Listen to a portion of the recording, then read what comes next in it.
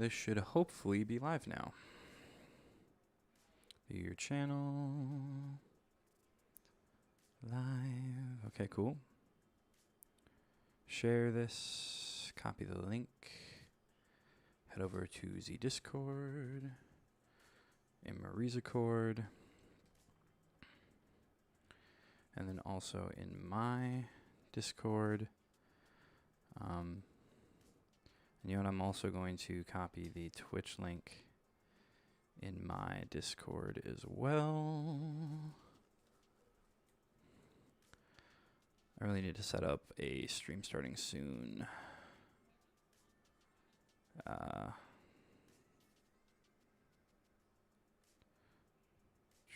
Is there like a... How do you share? Can you share Twitch streams? I mean, like, how do I share this link, I guess?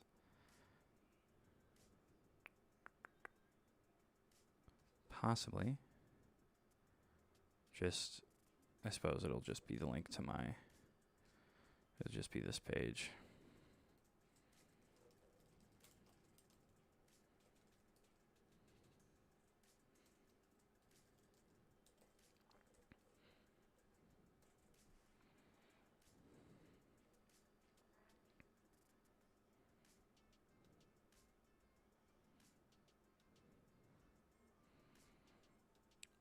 So,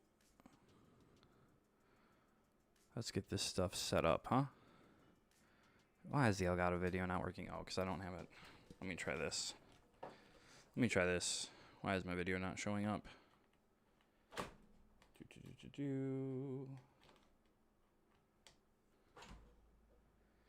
Let's see.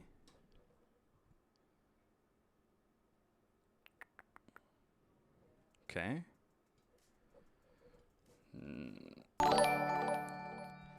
Thank you. Is that Hayato? Welcome to the stream.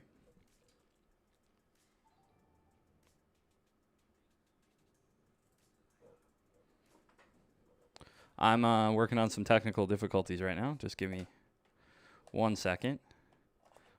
I'm supposed to be having game capture right now.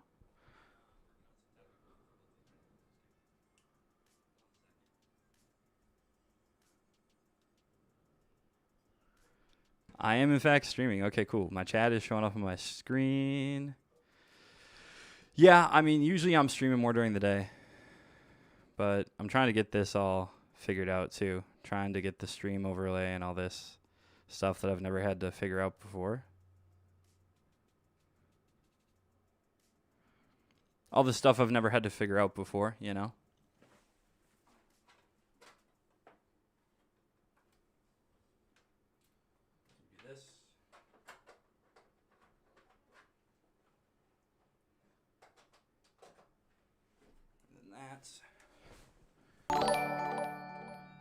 Ozzy Booty. Thank you for the follow. Can we please work? God bless America. Why does everything always fail right when you are trying to stream, huh? In fairness, I was just not paying attention. I was so focused on getting all my socials and stuff updated that I didn't realize I wasn't getting video into OBS. I mean, it's cool. I'll say this. Thank you, by the way. Hello, Alejandro. Okay, let me just unplug all this crap from here. And then I think, I don't remember the order here. We'll do that.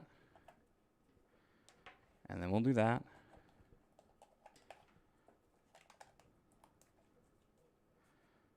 And then we'll try that. And then hopefully... Okay, you know what? I'm just going to delete the source and...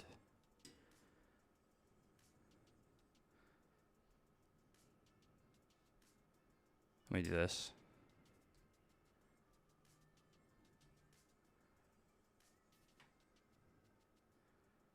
Let me try this. And then I'll just add the source back.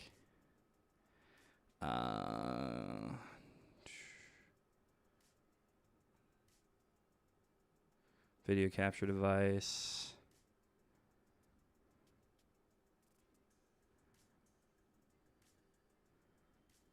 Elgato. There we go. Sometimes that happens, and I don't know why that happens. I need to move it down. And now I need to change the I know this transform and then fit to screen. Ha ha ha. Okay. Cool. And audio should be working for the game as well. We good? Everything looking hunky-dory and all that jazz?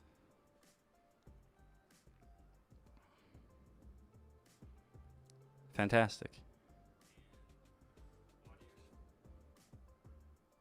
Cool. Everything should be good. Perfect on your end.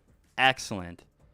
What I need to do, though, actually, what I do need to do is I want to actually open up my chat client just so I have it, because, or at the very least I need to change the settings so that these messages don't disappear right away. So I at the very least need to go to my Streamlabs dashboard and change the way I have this configured, because chat box.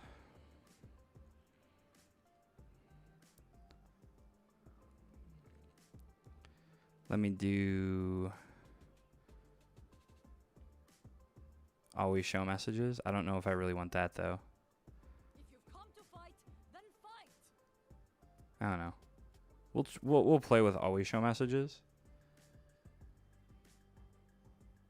and we will see. And then I should have to probably go properties.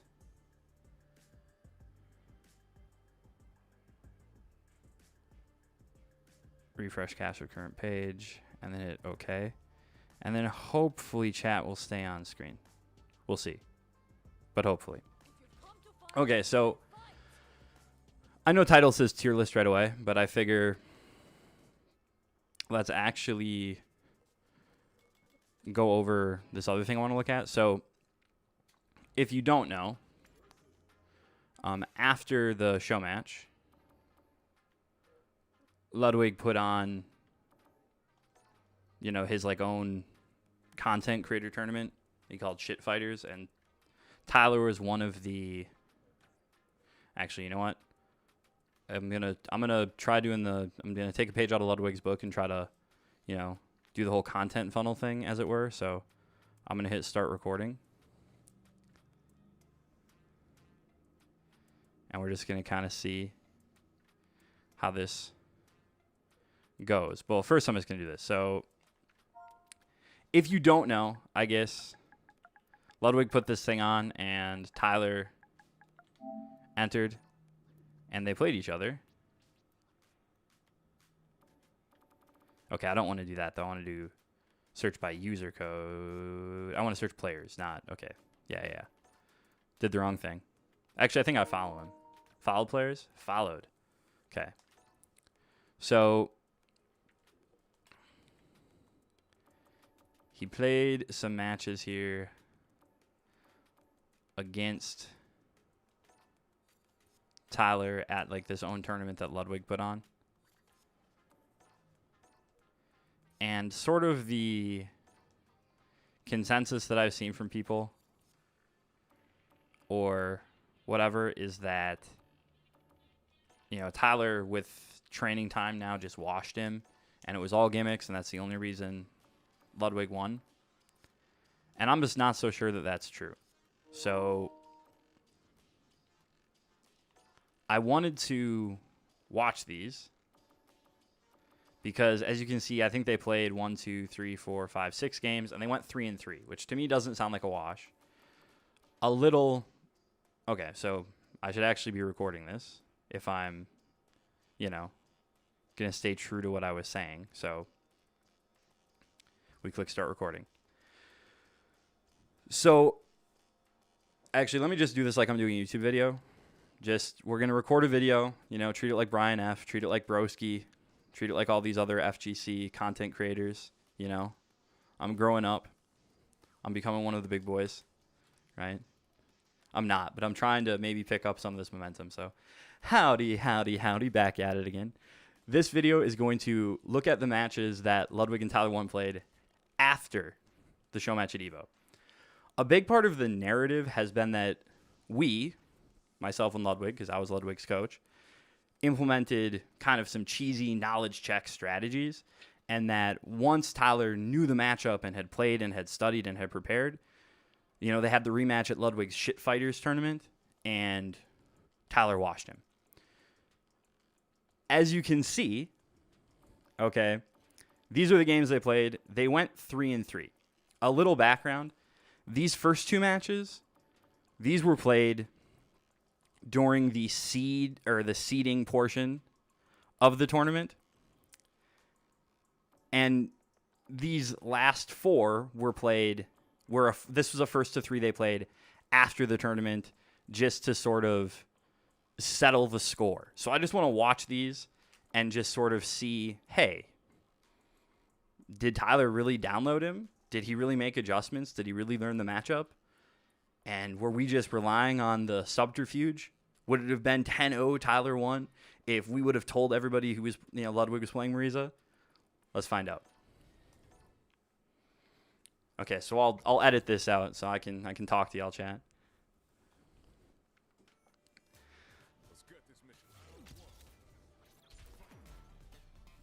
So I do believe this is the first game they played in the tournament. We try to drive rush in. Tyler actually doesn't flash kick it, which usually Tyler is really good about flash kicking this. But you can already tell this is an adjustment that Tyler did make. He's hitting a lot more crouch medium to try to beat the Gladius armor. So that is something like, okay, he's played the matchup. He's going to do that, right? Ludwig's getting into the right zone. He's getting into the right spacing here. This is perfect. This is exactly where you want to stand versus Guile, because you press Gladius, you press Superman, and you're going to go over a lot of his fireballs. As so, this is a weakness of Ludwig here, is he doesn't actually take the proper Oki. So if you land punish counter Superman, you can dash twice, and you get a 50-50 between towards heavy kick and command grab. So that's an adjustment that I had talked to Ludwig about, but we never really got around to implementing. But even so, misses the Oki. We hit crouch medium kick. We're good. Okay, so this is an adjustment that I mentioned in my original breakdown, is Ludwig knows to hit heavy kick. If Tyler's going to fish with crouch medium kick, Ludwig's supposed to hit stand heavy kick, and he's fishing for it now. No anti-air is a little rough. Combos were okay. He just hit heavy kick a little early.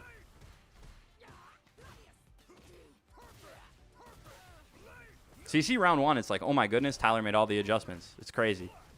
He made all the adjustments. What are we going to do? What are we going to do? This is it. This is what the match should have looked like if Ludwig wouldn't have been such a coward. That's what the whole thing would have looked like. Right? It all would have looked like that. Until we get to, you know, until we get to round two. Okay. Whiff crouch medium kick into EX flash kick. Truly a GM player. Okay, good Gladius. I feel like that's like the melee nice back air, you know. We're charging Gladius, that's fine. Okay, he goes through the armor. Ludwig didn't hold it. If he charges this, it's fine. That doesn't work. It's, whoops. Oh my goodness.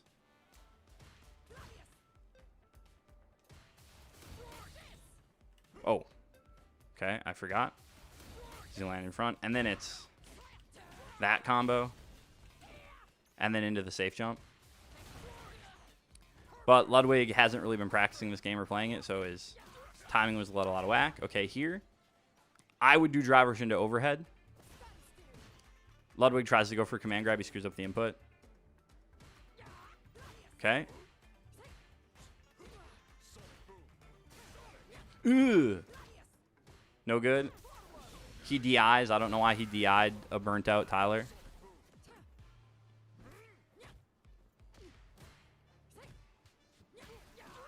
As it is, though, okay, here we go. What do we do? Overhead. He could cancel that into level 3. He doesn't. He's being really greedy. Jab, jab. Baits the super. Kills him. So, Ludwig, to me here, you can tell he's a little out of practice comparatively. On account of he's not doing like all the perfect parries that he was doing in the Evo set. But he's still playing at the right range. That was wild.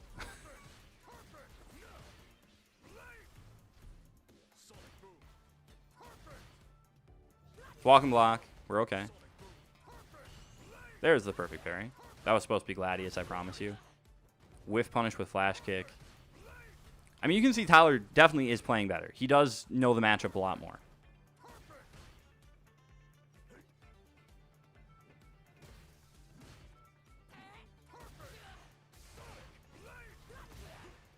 Right? How do we land this? How do we win? There we go. That's why we fish with heavy kick. He screws up the combo. Charge it. Boom, boom. I would have gone into level 3. He screws that up.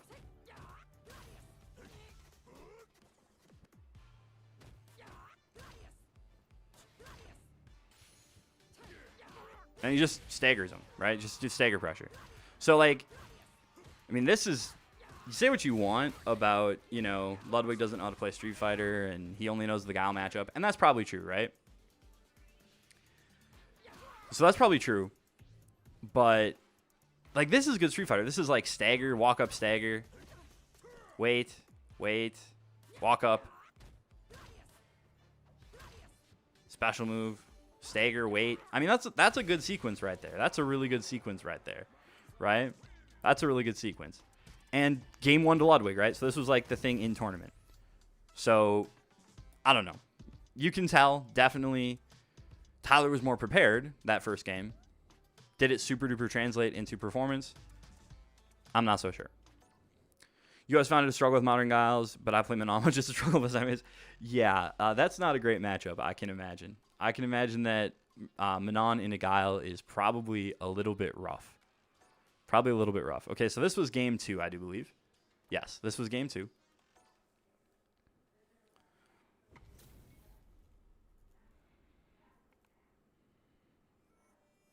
Let's get this mission started.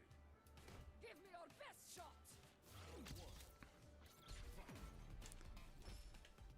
So, game 2. Does Tyler make adjustments? Does Ludwig make adjustments? Okay. Ludwig fishing with a little bit too much heavy kick, I think.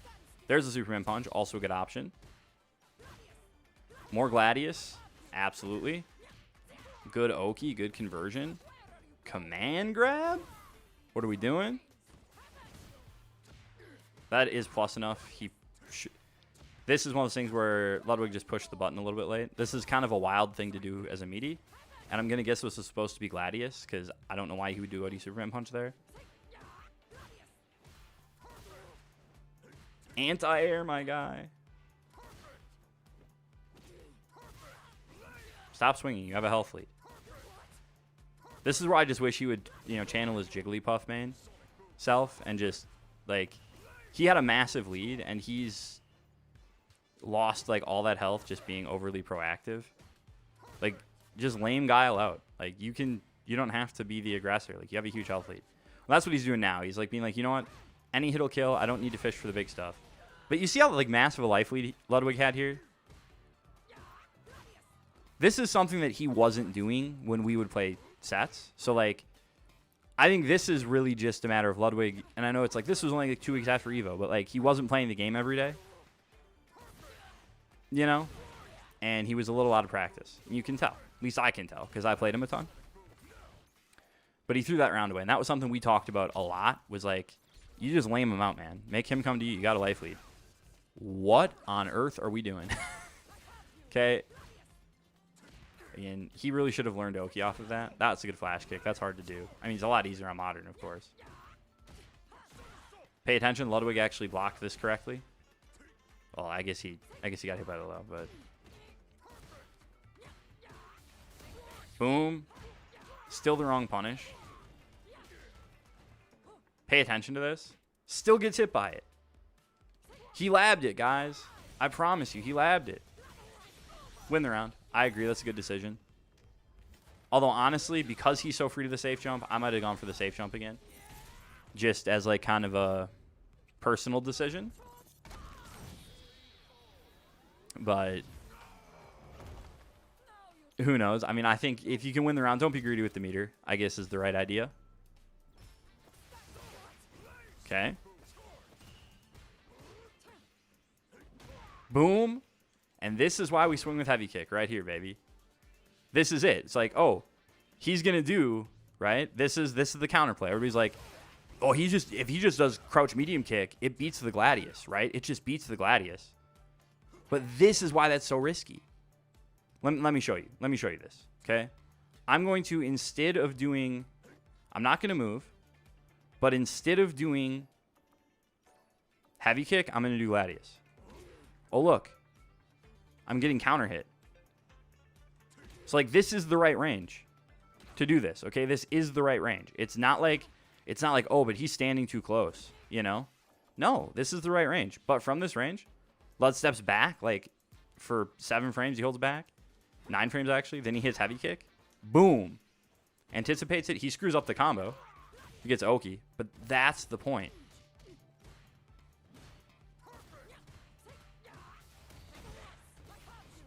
And he just sort of runs him over. Right? Now we're swinging with that. I think we should go back to Gladius here, and he does. Boom. Let's keep doing Gladius. OD Gladius is what that one should have been. Just charge it. But like, now just stop running in. Random ass flash kick. We win. There's the 2-0. So those were the games in the tournament, right? Those were like the serious, we're preparing, we're taking it seriously. We don't have any audio or anything going on besides that, right?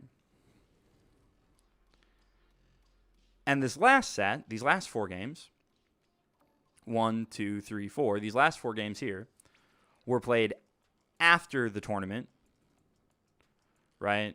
These were after the tournament. Everybody was kind of hanging out in the Discord call. It was a lot more casual, a lot more like everybody hanging out on the couch, which is cool. But to me, maybe a little less to be taken from it, a little less merit in it. That's up to you to decide. Right? To me, I don't put as much stock in these games. And that's not just because Ludwig lost them. Right? But to me, they just don't mean as much because they weren't really in the same environment.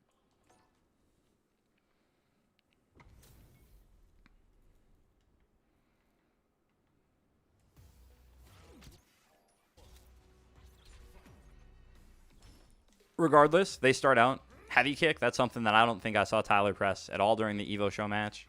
Something he presses occasionally online. Okay. Gladius, good. Ludwig starts out strong here. Obviously, that overhead's supposed to be Gladius. Good heavy kick usage. Bad Superman. We've talked about this a lot. Don't Superman at a crouching guile, right? He does, so eh.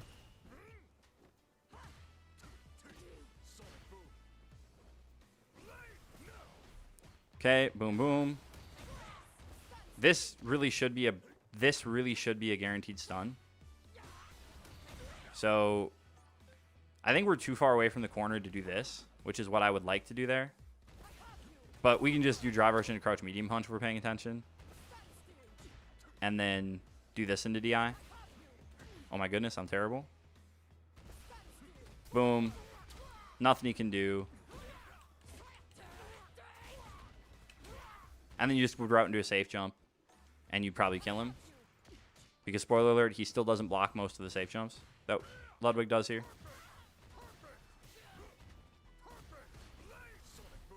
But even still, we're fine. He's burnt out. That's kind of a ballsy Superman punch. Definitely could have been flash kicked.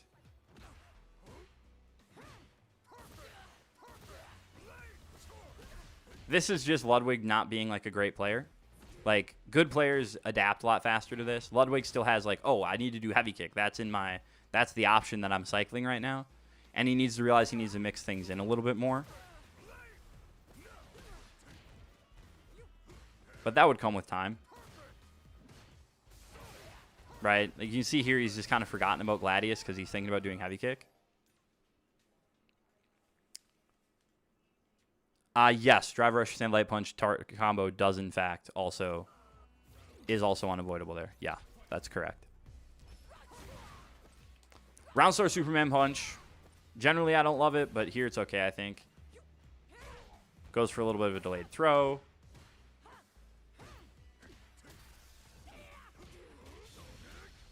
Okay, yeah, spend the meter. Who cares? Auto combos for days.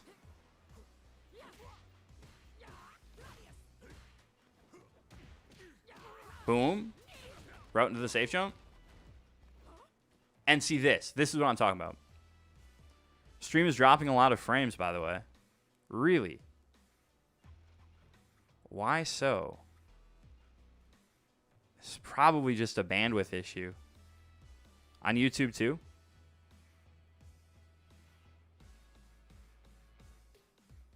Oh, yeah, you're on YouTube. Yeah, I should have looked at that. It's probably a bandwidth issue because I'm trying to multi-stream on YouTube and Twitch. Like, unbearable. Like, it's too much.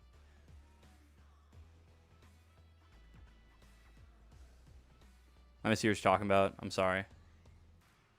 Let me load it up on my phone just so I can kind of see what you're talking about.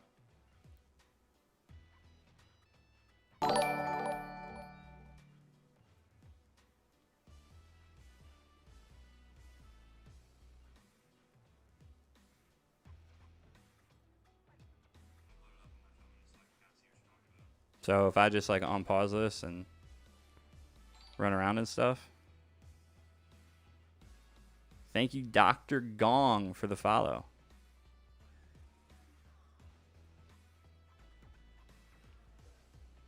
So if I just like load this up, like how does it look?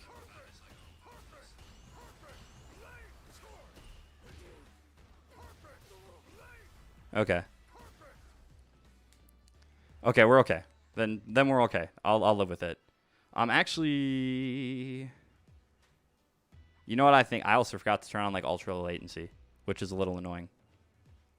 Okay, so where was I? What was I saying? I'll have to edit all this crap out. That's okay. Okay, so this is what I was talking about. So that is obviously not ideal. And let me see if I can change some stuff, but it's probably just a bandwidth issue. I might have to cut the stream on Twitch, which I apologize to people watching on Twitch. But YouTube obviously is my #1 platform at the moment. This is probably, if I'm guessing, because the way this plugin works is it's supposed to be like CPU intensive, or it's like easier on your CPU because it just splits the stream. You're not okay. Just to make sure I'm not being really stupid, you're not seeing me like pause the. It actually is frame drops. You're not saying like this, because this is me like stopping it, right? Just so I'm not being dumb. But like this is me like pausing it and starting it and stuttering it. So like just to make sure you're not talking about seeing stuff like that. Like some of that's just me like pausing the replays a lot.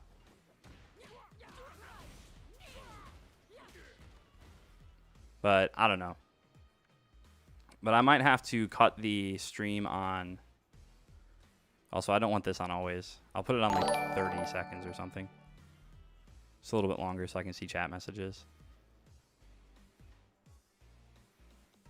But we might have to, like I said, and that's unfortunate because I don't want to cut the stream on Twitch, but let me stop it and you guys tell me if that gets better. So, folks on Twitch, I'm sorry. It's not that I don't value it. It's better here now. Okay. So, see, I don't know. I don't know. Like, I don't want to cut it on Twitch if I don't have to.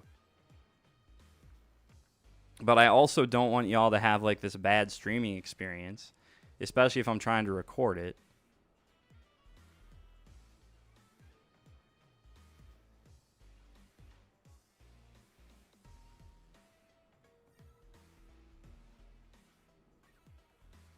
Okay.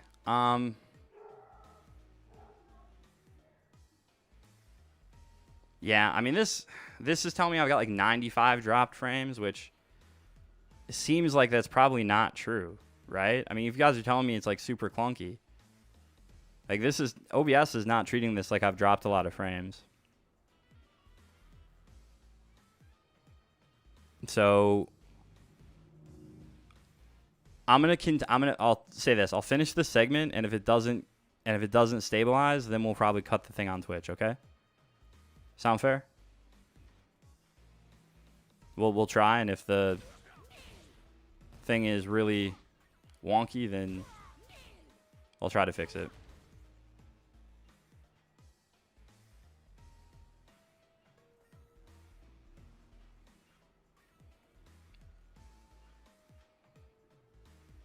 So this is what I was saying. Okay, yeah, that's looking clunky even to me. So we land this.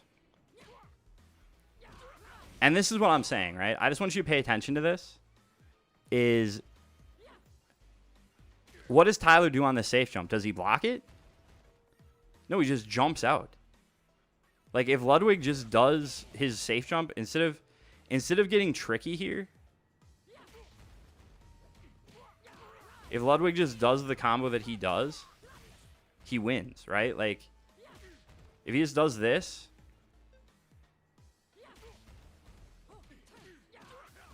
not that.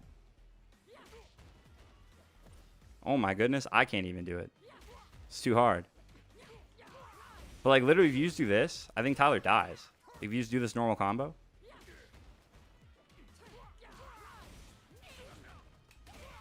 Boom. Okay, it doesn't quite kill him. But you set up another safe jump and he probably does, right? Or you route into level 3 and then he definitely dies. So like to me that's a round that Ludwig should have won. And he ends up losing this. Spoiler alert. Okay, try to interrupt the target combo, which you can't do. Slow it down, play safer. Get into the right range. No, he went for, so he didn't mistime it. He went for, he's like playing a mind game here that Tyler's not playing. So this is what Lud did. So this is what this beats. Which is counterplay that I would do when we would play sets. Right? Is if you're expecting anti or parry, you do empty jump into throw. But Tyler jumps out, so he gets away.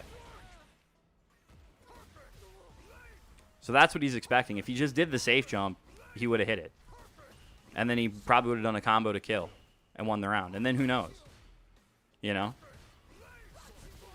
That's a bad Superman punch. Obviously, we didn't even block the meaty fireball. And I don't know that I go that far, but it is hard to play with if people don't know what the RPS is. Right? It's hard to play RPS when somebody like just starts flapping their arms around. Okay, so that was the first game they played after the tournament.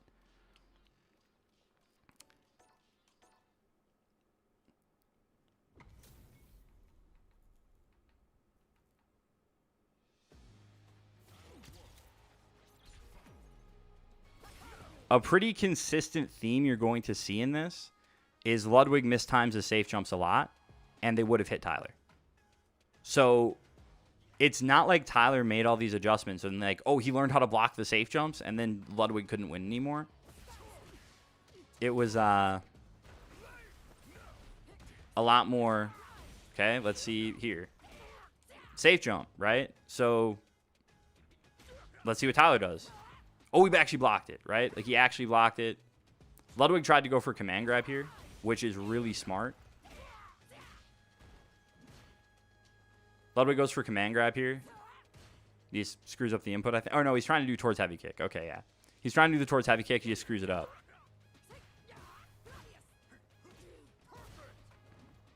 Swings with heavy kick, gets jumped on.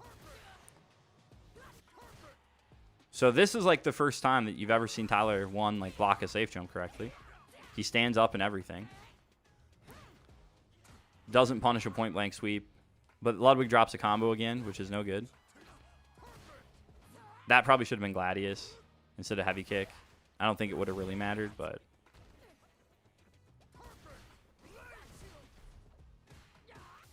Boom.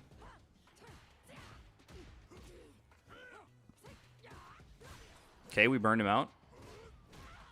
We stand up and get hit by the second hit of the sweep.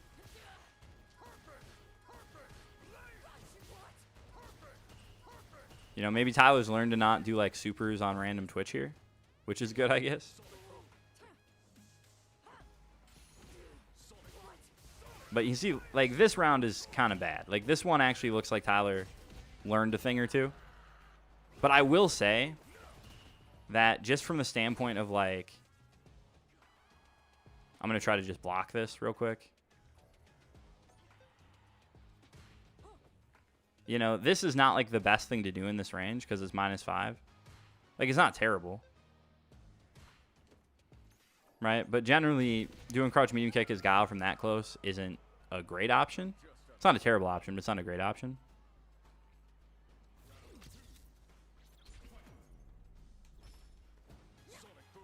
Jump. I think round start jump there is decent.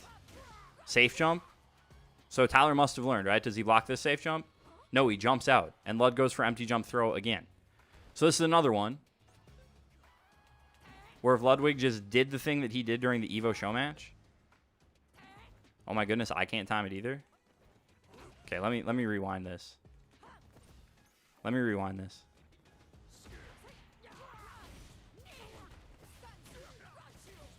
Okay, so if Ludwig just does the normal safe jump setup here, he wins the round. Like, if he doesn't drop the combo, presumably. Right? Like, he just wins the round. So, this is not like Tyler learned the safe jump stuff, and then it's like, yeah, exactly. Well, he didn't. He emptied, again, he's doing empty jump throw here. Right? He did empty jump throw, expecting a parry that just doesn't happen. Okay? So, like, if he just does the safe jump, like, if he just plays this the way that he played it at the show match, he just wins. Like, it hits. And then he probably routes into another one and he just wins.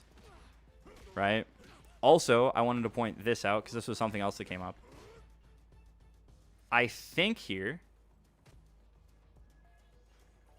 if we stand block this, maybe. No, okay. I was curious if the second hit of this TC would whiff if we stood up, because sometimes that'll happen. No, I'm not coaching Ludwig at all anymore. Who knows if he needs to play Street Fighter 6 in the future, but nope, not anymore. Okay, we jump. We're still really good.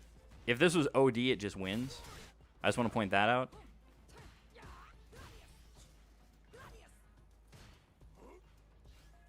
If he does 2 punches here, right? If he does OD here,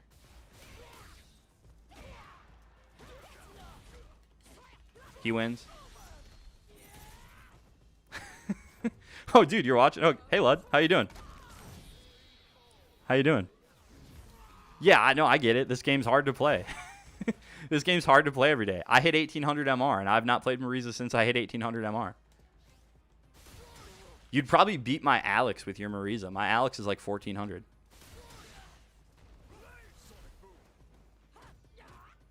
Well, there's a lot of mistakes here.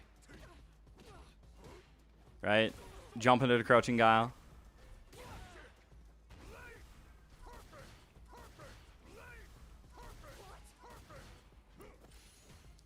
That's negative. We need to realize that's negative and take our turn back. Medium punch is good there. I mean, this is not me, and let me say, this is not me trying to take anything away from Tyler. Like, if you look at his custom matches after the Evo showcase, the dude played a crap ton of Marisas. And if you look at his custom matches leading up to this set, he played a ton, right? he played a ton of matches against Marisa. So like I don't want to make it seem like he hasn't, you know what I mean? Like he didn't put in work afterwards, because he did. Okay. All I'm saying is I don't think that like it would have been 10-0, you know, if it would have been known that Ludwig was playing Marisa. That's all I'm trying to say. Right? That's all I'm trying to say. Dash up. Crouch medium. That's okay. More Gladius from this range would be better. That's still lazy.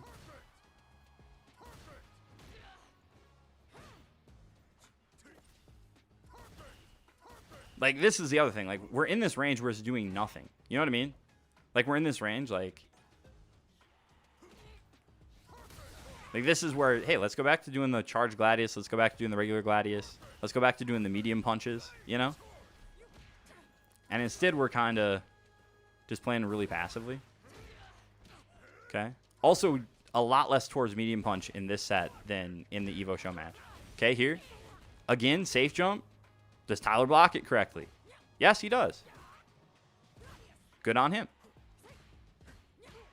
Boom. Spacing trap. Bad confirm. Gladius. Good. OD Gladius. See? And this is stuff that we worked on leading up to it. Boom. Okay. Safe jump. Does Tyler block it correctly? No, he gets hit by it. Again. He jumped back. He jumps back at the last second. Right? So this is sort of my point. Is a lot of the stuff where Tyler wins these rounds, or, you know, to me it just feels like not necessarily and there again. And there again, right? We just mistimed the safe jump. Like, we win. Boom, we won. We just mistimed the safe jump. Tyler didn't learn to deal with it. Ludwig started screwing it up. You know? And again, we win this round anyway. We win this game anyway. But do Gladius. You know what I mean? Like, do a Gladius from here. That's what I want to see. I want to see Gladius. He hasn't really been killing you with the crouch medium kicks. Like, just do Gladius. Okay, Superman's okay there, I guess. Throw. Boom, close it out. So, like, we win anyway.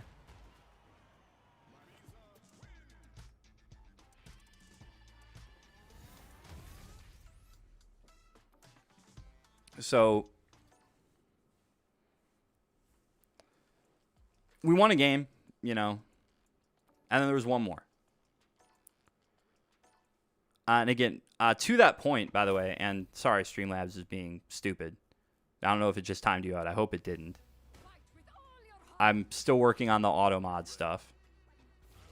But to that point as well, I do want to do a series going over like characters' common plus frames and special moves and things like that. That serves more as like a beginner's tool. You know, that's kind of the goal.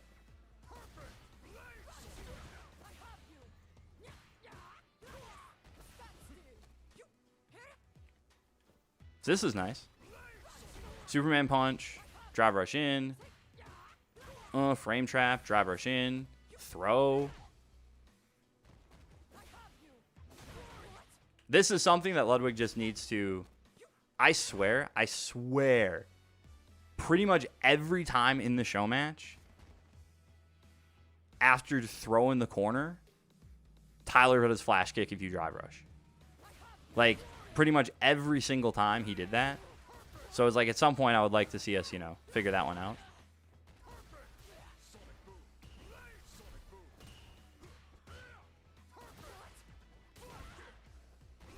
So again here, Gladius, yes. More Gladius. Do more Gladius. Yeah, there we go. See, now we're winning. There's not a world in which I'm not baiting flash kick here. He back throws, which is a good answer to it. This is something else that I've tried to teach Ludwig a million times.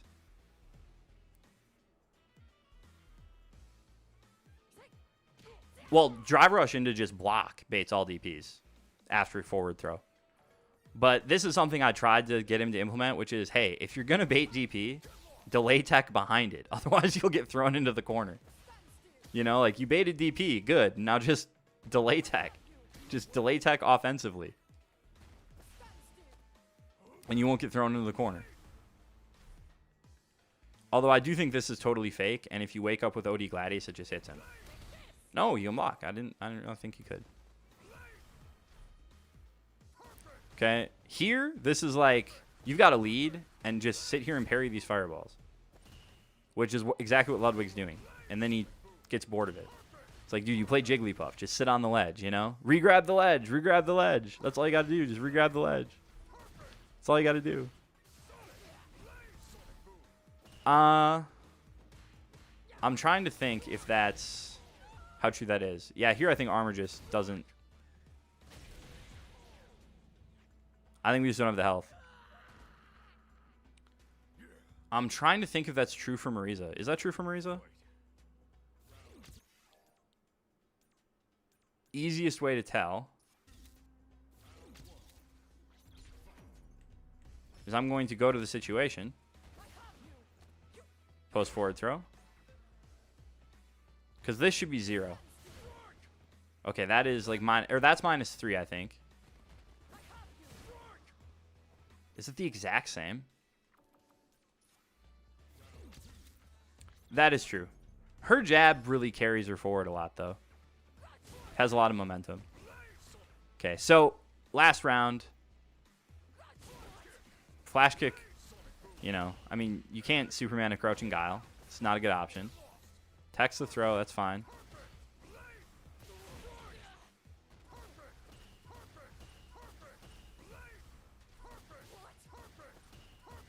You see what I mean, though, about, like, you can tell he wasn't playing nearly as much because he's not getting, like, nearly as many perfect parries on these Sonic Booms. So you can tell he just wasn't, like, grounding the matchup out. Ooh, punish. Okay, we get a safe jump here. Do we think Tyler blocks it correctly? No, he jumps out again, and we mistime it again. So, like, when I say that, like, Ludwig won a lot of these rounds, that's what I mean. That's not just me, like, coping. That's literally me saying, like, if he just does the, like, now granted, he could drop the combo, right? He didn't hit this combo at all during the show match. So, like, he dropped it a bunch. But my point being that, theoretically, these are combos that just win the game, and he's just mistiming them. At the very least, they put him in a spot where it's very hard for Tyler to come back because he's got, like, no health left. But instead, you know, Tyler just jumps out for free, and now we have to play neutral against Guile, which can be tough and a little bit annoying. That was really good. That was really good by Tyler. He delayed that so much. It was so good. That was awesome. That's where you can tell he really learned a lot. This is tough. Pretty much unwinnable from this situation. And there we go. It's pretty much a checkmate once Guile activates level 2 there.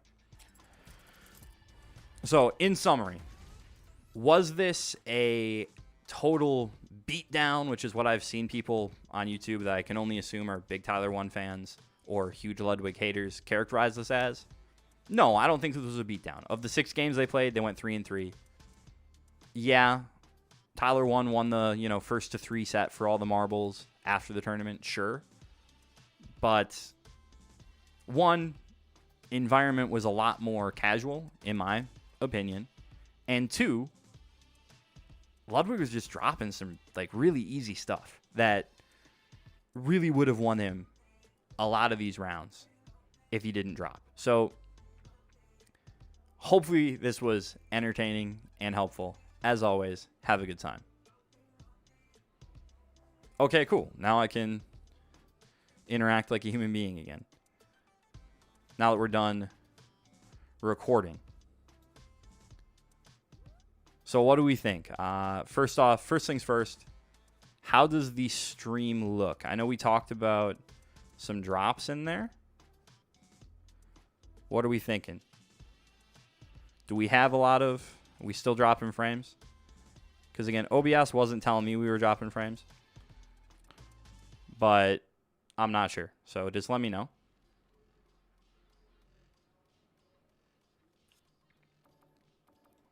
And then I wanted to look at the training mode stuff as well. I wanted to look at this crouch jab versus... It's fine on your end. Awesome. Thank you. People were saying we had a few frame drops earlier, and I was worried I was going to have to cancel the stream on Twitch, which I really didn't want to do. I mean, after all, we have, you know, like a single viewer, maybe. And thank you to everybody that has followed or anything on Twitch. I am trying to grow that just a little bit. Okay, cool. So I'm trying to grow that a little bit. And I do have that linked in the description. No need for you to watch on Twitch right now if you don't want to. The whole thing is just like, you know, follow it in the description. Hamburger. I don't know. I do like hamburgers, actually. Okay, so this is plus 23. So this is what I'm saying. If you do draw version to block, you're -3. If you do draw version to crouch jab, you are -3. So it is, in fact, identical. Wake up. Normal throw. I mean, not delay tech. Fits 1889. Thank you for the follow. Is that Galmi? Thank you for the follow. I appreciate it. I appreciate you folks. So let's see. I want him to do wake up like immediate throw. You left Twitch and joined here and said, yeah, Nit. Yeah, that's fine. I know you were in there. You felt alone. I get it. I get it. I do again. I know you want to talk to other people in chat. Thank you, Barcode. Isn't it crazy how that has never gone out of style? Like just using letters for numbers. Okay, so wake up reversal. If I do draw version to throw, it whiffs. If I do draw version to block, it does in fact grab me. So yeah, this is probably what you should be doing. That's probably true. Probably should do draw versus crouch jab. That's probably true. They are the exact same frames, but that is probably true. Probably should be doing that here. So, like I was saying, I do plan on doing like this series of videos. That's just going to be like a how to beat the character, or like what are the character's gimmicks or things like that. I'll probably start with Marisa. So this isn't going to be me recording. This is just going to be kind of me talking about like some of the stuff I'll do. I'll go over like what special moves they have. So Marisa has 4 special moves. She has Gladius. She has Superman Punch. She has this stance move called Scutum. And she has this Spartan Kick that's called Quadriga. This is pretty much just combo move. But if you block it, it's negative, right?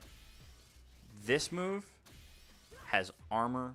She can charge it. If she charges it, it's plus, right? So I'm just going to talk about stuff like that. Or this move goes over fireballs. Or whatever. Right? That's the type of stuff that I want to do. That's the type of stuff that I really want to talk about. So, like, I'll do that for Marisa. I'll talk about, like, okay, this is... I'll talk about, like, the special moves. I'll talk about if they have any normals that are plus. So I'd talk about, like, her charged heavies. She's got a command grab, obviously, so I'd mention that. But I'd go over, like, characters, dive kicks, and, like, how dive kicks work. So I'd talk about, you know, like, if you block them. Thank you, Phantom Q, for the follow. So I'd go over, like, dive kicks and, like, how do dive kicks work, you know? Because I think a lot of the time you think they're like a jump in, you know? And, like, you block a jump in, it really doesn't matter how high up they are. It's always going to be a little bit plus. But if you play a bad Kami player that makes you block a dive kick from, like, that high, like, you can punish it. You know? Oh, my goodness. Yeah, I mean, people that just don't have a lot of time, or people that just haven't been playing this game forever, Would you do over replays or just lab it out? I'd probably just lab it out to start maybe. Or I might just go to like doing over replays isn't a bad idea though. But I probably wouldn't want to do like high level replays. I'd probably want to do like diamond or platinum replays just to be like, okay, this is where this player could have taken their turn back, or this is where this player, you know. But I don't know. I think maybe just doing it in training mode would be okay, just to kind of package it as like this beginner tutorial thing, because that's to me really what I think about it as. Inspired largely by watching Ludwig just rage while he was trying to get his like main account up to master. Just watch him kind of not know what he was doing. You know, so like, but like, for example, if you don't know that this dive kick is negative, you're letting Cammy just get away with robbery. You know what I mean? Oh my goodness. Can you tell I don't play dive kick characters? Was it like this? There we go. Thank you, Brandon. Oh my goodness, dude. It's like quarter circle back and then up forward, right? TK. Tiger knee. There we go. But like, if you don't know that this is negative. Oh my gosh. There we go. Like, you see the screen shake. That's pretty easy for me to tell you, hey, if the screen shakes, that means that they're plus. Oh my gosh, dude. Okay, I'm going to stop doing this just because I'm embarrassing myself. There we go. Like, if you don't know that that's punishable, you're going to have a bad day, right? Like, if you don't realize that that's negative, or that, oh my gosh, okay, let me just do this. You know, like, yeah, that's plus. But that was -1, and that hit him pretty low. You know? Like, this is hitting him just, like, this hitting him, like, mid-thigh. So, like, if you don't know that if you hit him, like, around the waist, it's still negative, you're going to have a really hard time with dive kick characters, right? So, I wanted to go over stuff like that. I wanted to go over stay with Cammy. Like, spin knuckle. You know? Yeah, and I don't want to get, like, but yes, exactly. Well, because for me, right, like, I've been playing Street Fighter since, like, 2017, right? I started Street Fighter 5 pretty much when Abigail came out, because I was an Abigail player. I love that guy. If he ever comes back, he won't. I will play him pretty much no questions asked. I just love Abigail, right? That's what got me. I saw his trailer, and I was like, this is the goofiest, silliest looking dude. I love him, and I want to play the game because of him.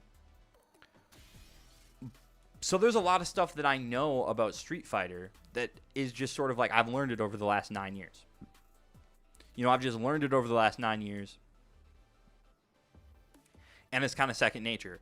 Or I started playing this game, you know, the day it came out, basically. So I know that, hey, Cammy Spin Knuckle is negative unless it's the heavy version, right? Unless it's the heavy version, it's negative, so you can take your turn back, right? But if you don't know that, if you're like imagine this. You're a beginner, and Cammy does Spin Knuckle, and the first time you ever block it, it's heavy, right? And you try to take your turn back, and you get counter hit. Well, now if she does some crap like this, guess what? Every time you block this, you're going to think it's plus. Or if you don't know how the game works, right? And you haven't been playing it that long, and she does some crap like this, and you try to take your turn back, well, guess what? In Burnout, that is plus, right? So maybe you try to press on it before you ever really understand how frame data works, and you don't realize that she's more plus when you're in Burnout, and all of a sudden, you're letting her do this forever, right? Or how does she do Hooligan in this game? Is it quarter circle back? Quarter circle forward punch. That's intuitive. The one that always gets me from it is this being plus on block. Like, I always think this, how do you do her, must be medium kicks, how do you do the overhead? What the heck's the overhead? Because that's,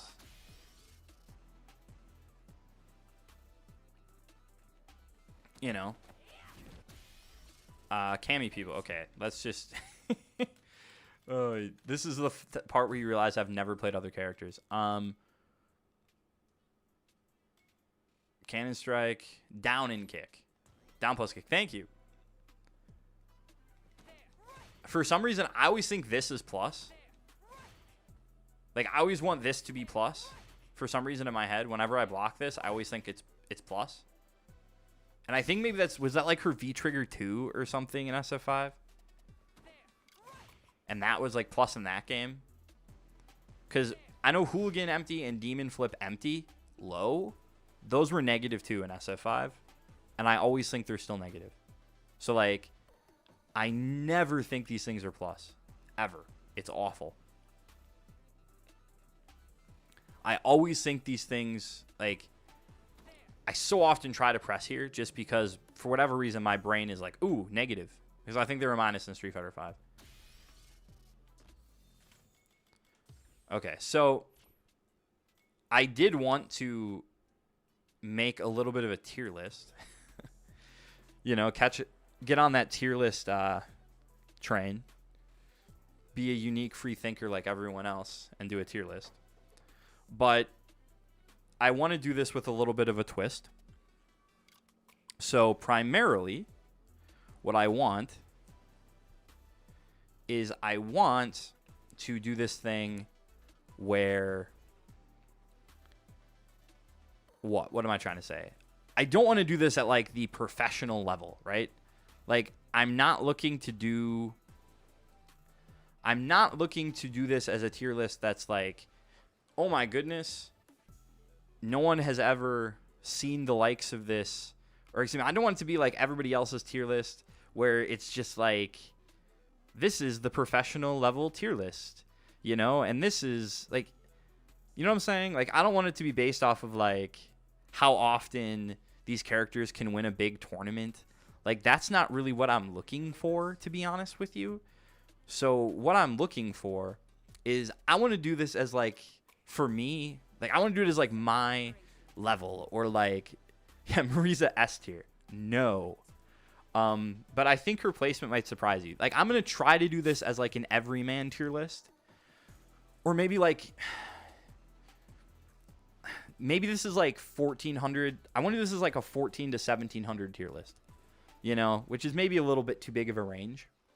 But I want to put this as like a generic master level tier list, instead of like, how good is this character in tournament, or how likely are you to see this character win a CPT event. That's sort of what I want to lean into here. Oh, had to get a drink of water. The people want a cope list.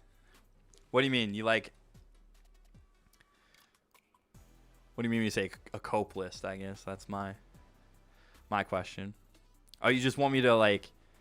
Here, we can do like a list based on properties. I forgot to set this up. Window tier list. That's my stream. That's not what I want. I want... Actually, no, that is what I want. I just need to actually open up that page in Safari. So I've got the tier list maker, right? I've got that pulled up. Except when I'm looking at this page, I don't have chat. Oh my goodness, what a fool. What a fool I am. Okay, so I should still have... Okay, I did put chat on the screen. I did. Okay, cool. I'm not a complete idiot. Okay, fantastic. I'm not a complete idiot. I'm a little bit of an idiot, but I'm not a complete idiot. So...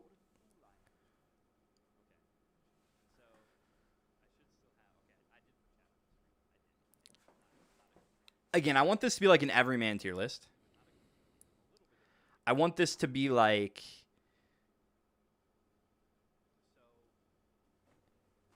Yeah, I mean, for me...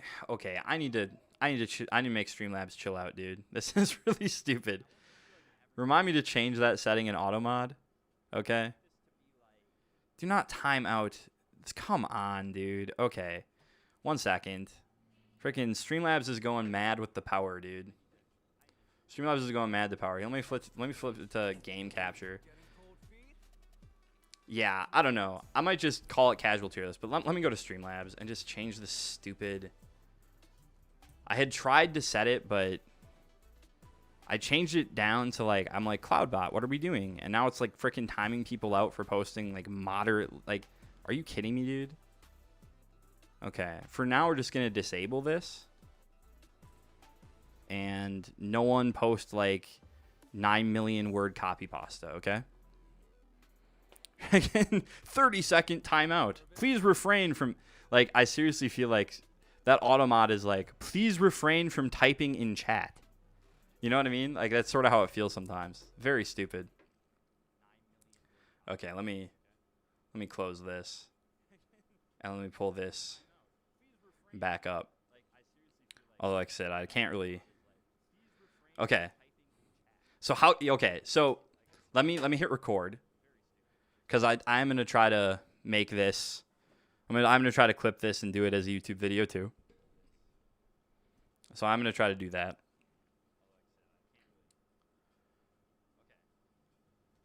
So howdy, back at it again. Today's video is going to be making a little bit of a casual level tier list. So when I say casual, that's not necessarily me saying like beginner player or gold to diamond player or whatever. That's me saying like kind of like your average master level, maybe like 14 to 1600, 14 to 1700, somewhere in there. Where this is not how likely is this character to win a CPT event, or how likely is this character to be piloted by the Evo champion. You know, this isn't necessarily even me talking about like absolute character strength. This is me saying like, hey, at a normal level of play where you're not doing like the most optimal stuff, or you don't really lab every single matchup to figure it out 100%, how good is a character? Right? So I might just go through this list on top. Although I did have a request to do Unbison first from the chat. So I'm going to, we will start there. So how good do I think Bison is? This character, in my experience, is freaking dumb. Are you kidding me? He does ridiculous damage. Scissors kick is a pain in the ass to deal with. He just freaking spams you with spacing traps. It's atrocious, right? Like, it's just atrocious, okay? Like, I mean, tell me if this looks familiar, okay? Tell me if this looks familiar. Let me pull up something on my game real quick. So it is M Bison, and he's gonna do something like this. Maybe not from there. Maybe like light scissors from like right here. And you're like, oh, I will take my turn back. Right? I'm going to take my turn back. No, you're not. Get punish countered, idiot. What are you pushing a button for? You're +5. Why would you think that you're +5? Why would you think it's your turn when you're +5? Yeah, this is really freaking good. Freaking +1 on block. Oh, look at that. Boom, back heavy kick. Oh, now I'm +2. Strike throw mix up. Oh, now I don't want low. It's terrible. I hate him. I hate him. And then, I don't even know what this is. Also, I keep hearing people say this character is bad anti-airs. This character is not a bad anti-airs. This is super good. This works as an anti-air. You cancel this into level 3. Are you kidding? What are we talking about? And then, how about this?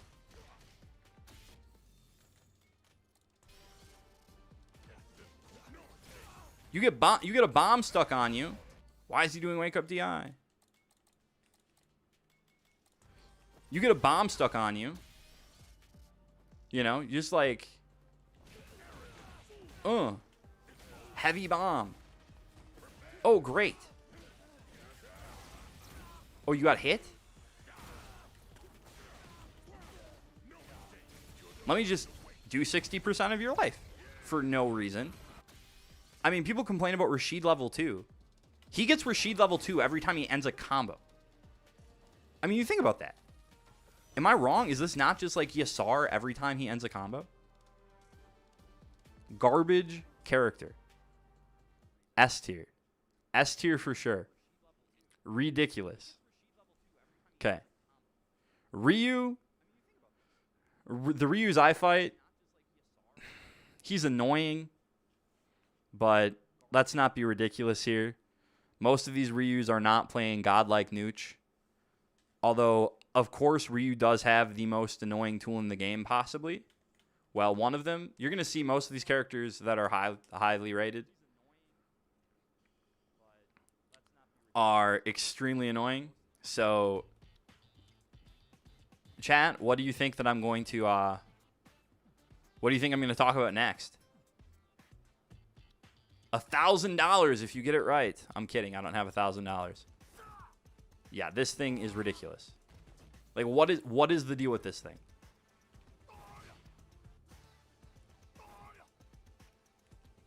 Has 9 active frames. Good luck with punishing it. Moves forward ridiculously. Does a bar of drive gauge damage. Even the medium version, kind of hard to space. You know. Oh, yeah, that's another thing. Although, I actually think he does, like, he actually can just do a combo and get a ton of damage here. But, what are the things that you actually care about with Ryu? This garbage. And this. Every dang Ryu player is just this. They're just waiting for the shot to do the heavy Hashigeki. And, like, if you don't play this game, like, at a professional level, it's like, oh, I'll just react to it. And I'll check it. I'll check it with jab. I'll perfect parry it, whatever. Dude, I do not practice this game enough. And, okay, granted, from heavy punch, you can sort of OS it, right? Because, like, these are all block strings. But, like,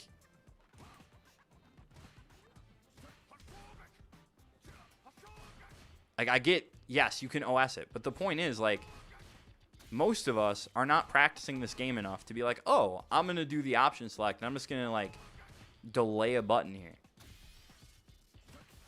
You know? And then, anyway, you can just do, you know, OD Hashogeki. Thank goodness this isn't in throw range. But he can just do OD Hashogeki, and boom, he's still plus. You know? I mean, that's like the burnout strings you see all the frickin' time. Is that crap where he does like the enhanced and whatever. But no, this character's pretty carried. Really high damage. Great anti-air. Stupid frickin' neutral tools. Next up, Luke. Honestly, casual level, definitely not that great. Definitely not that great, I don't think. Whenever I match into Luke, I'm never thinking, like, bad thoughts, I guess. That would be how I would describe it. Like, I'm never seeing Luke and being like, what am I supposed to do against Luke? You know? I mean, he doesn't have any of the atrocious tools. Although I do think that every Luke player, to be honest, is still stuck in, like, week 1 of the game. Because once they have level 3, this is the only thing they do. They're like, ooh, you know, because they all, to this day, okay, are still, like, fishing for, what is this, kicks? To this day, they're still fishing for this.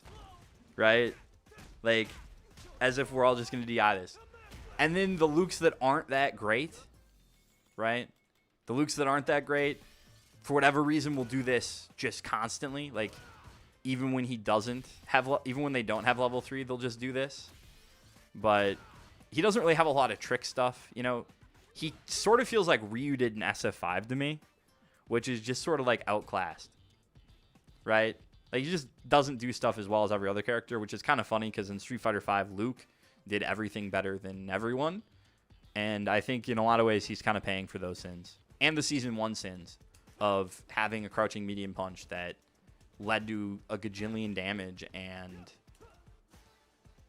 alternatively, holy cow, okay.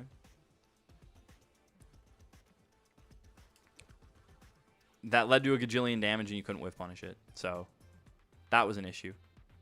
But Luke not that good. Chun-Li, how good do I think Chun-Li is? I don't know. I think she's kind of by Luke.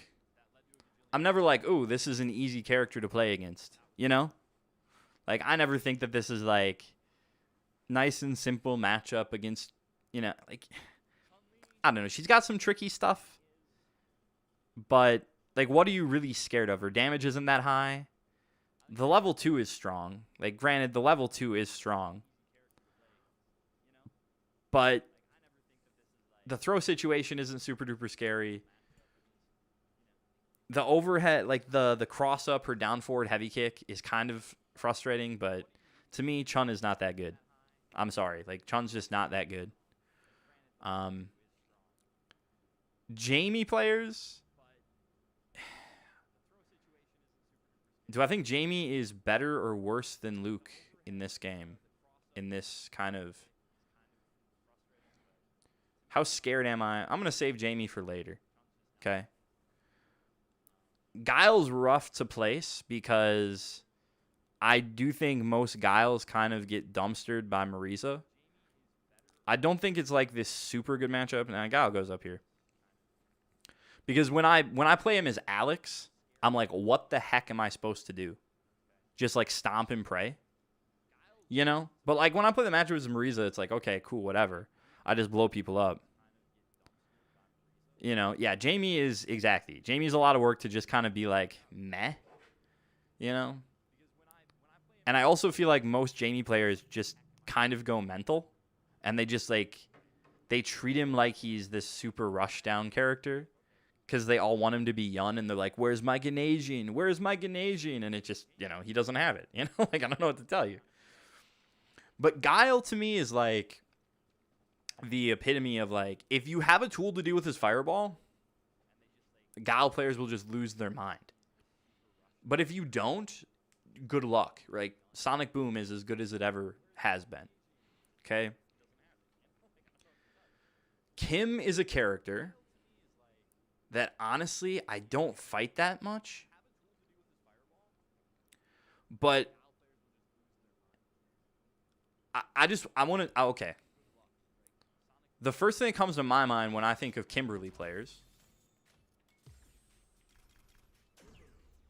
more than anything else, and feel free to tell me if I'm wrong, you know, in the comments or in the chat right now, this. Anybody else? Does every Kimberly player do this? Is like walk to full screen until they get to like 1800 MR. They walk to full screen. And then they like, you know, it's like, ooh, full screen teleport. Full screen run slide. Right? Like that's it. Like that's what they do. And then they'll do like they'll get full screen here, and then they will either teleport or they will teleport in and throw, or this one. They love this one too. Yup, teleport and then do this. They just do this, nothing but this, which isn't like 100%. That's all they do, right? And they do like the most unsafe, reactable crap ever. So I think it's like one of those things where this character is probably really easy to get to master playing that way because people just don't know how to deal with it. But then once you know how to deal with it, a lot of these Kims just like tank and they just fall down. I don't know. So she's hard to place for me because if I'm doing it in terms of like how difficult I think the character is to deal with, or how good I think the players are or how good I think the character is. But if I'm saying how good do I think this character is, the way that people like 14 to 1600 player, she's atrocious. She's no good. Okay, like the way people play her is no good because they don't even abuse like they'll have like one wacky spray can setup, and then the rest of the time they just hold back in neutral into stupid option, right? Like it's kind of egregious.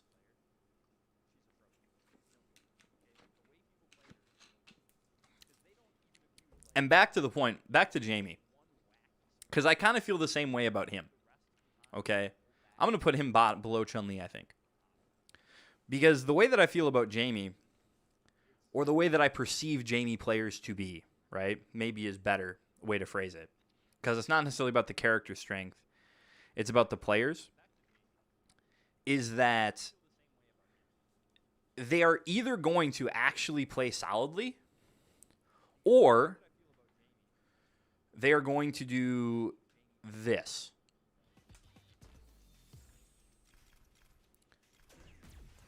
You're like, oh, a Jamie player. Whatever will he do on round start? No, I'm not going to. Why would I drive rush round start? When I could walk back and then do EX palm. Yeah? Like, this is like one of the two things they do. If they actually play grounded, I think the character is pretty tough. Right? Like, if they actually have a decent plan and they abuse, you know, kind of some of the buffs he's gotten here, and if they have DPs, or, you know, better, they like jump heavy kick anti or whatever, like, then I think the character is pretty scary. But a lot of people that play this character, I think, just want to like feel like they're playing a technical character, when really they just want to do like drive rush into heavy punch.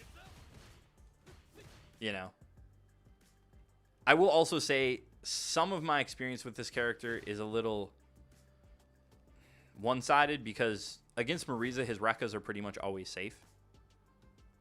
So that can be tough, right? Like if he spaces these things out well, Rekka's pretty safe against Marisa. So it's a little hard to deal with, but I don't think the character is that good on average. Jury. How good do I think Jury is? That was an accident. Jury's not in D tier. Jury's probably up here for me. I feel like Jury players actually have decent DPs most of the time. And it's probably less because Jury actually has a really good DP, and probably more that her DP doesn't overlap with her super at all. You know, like her DP does not overlap with any of her supers, so she can just mash out DP and she'll get a DP. But also, I think she just has this really easy game plan, right? A really easy game plan. Dhalsim. Okay. Fair warning. This is Salt. I hate this guy. Okay. Now, do I actually think he's top one? No, I don't actually think Dhalsim is top one. Okay, that's bait. It's Salt. But he's top one against me. I hate this matchup, okay? I actually just hate this matchup. That is like the worst thing in the entire world. I'm coming up against, like, if I run into two Dhalsim players in the world, I start praying and I'm like, okay, this is penance. Like, you know, I'm going to go to purgatory, and it is going to be, you know, in order to atone for the sins of your life, you need to play against Dhalsim for 10,000 years, and then you can enter heaven. Like, that will be atoning for me. But realistically, Dhalsim players love drive reversal. They mash on drive reversal like nobody's business. I am going to put him up here just because I think a lot of people, I'm actually going to put him like here, I think. And I know that sounds ridiculous, but I think a lot of people probably get close to as frustrated as I do. And part of it's the matchup. But I do think that this is a character that he's so unorthodox that if you don't lab him, if you are just, again, kind of this casual level character, right? and you're just like casual level player and you don't really do anything, you're going to have a hard time. And yeah, that's exactly what I'm saying, right? Any character that requires you to sit in training mode to stare at their animations, yeah, like, to me, I mean, I said this on Discord the other day, but, and, you know, some of you said, yeah, there's probably people that, but what I said was, I don't even understand why they keep bringing this character back, right? Yeah, I do not have any fun playing against this character with Marisa or with Alex or with anybody. Like, I hated the matchup in Street Fighter V with Abigail, too. Now, granted, in Street Fighter V, Dawson was rushed down, which at least he's not that in this game. But he had, like, some of the best up-close offense in the game. It was absurd. But this character is just BS, man. But what I said the other day was, like, I don't understand why they keep bringing this character back. It's like, nobody plays him. Nobody likes playing against him. His inclusion makes the game less fun. That's my opinion. I think his inclusion makes this game less fun. You know, maybe there's some hardcore people that wouldn't buy it if he wasn't in it. I don't know, but how good do I think Honda is? At a casual level, are you kidding me? Put him up here, man.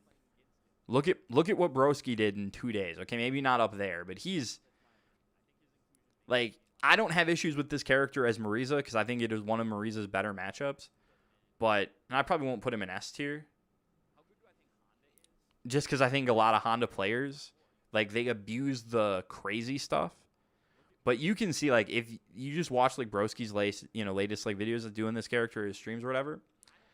And if you play, like, a little bit solid, where, like, you don't just spam headbutt and butt slam, you, like, mix in the medium punch too, the character is ridiculous, right? Because, again, how do you deal with him?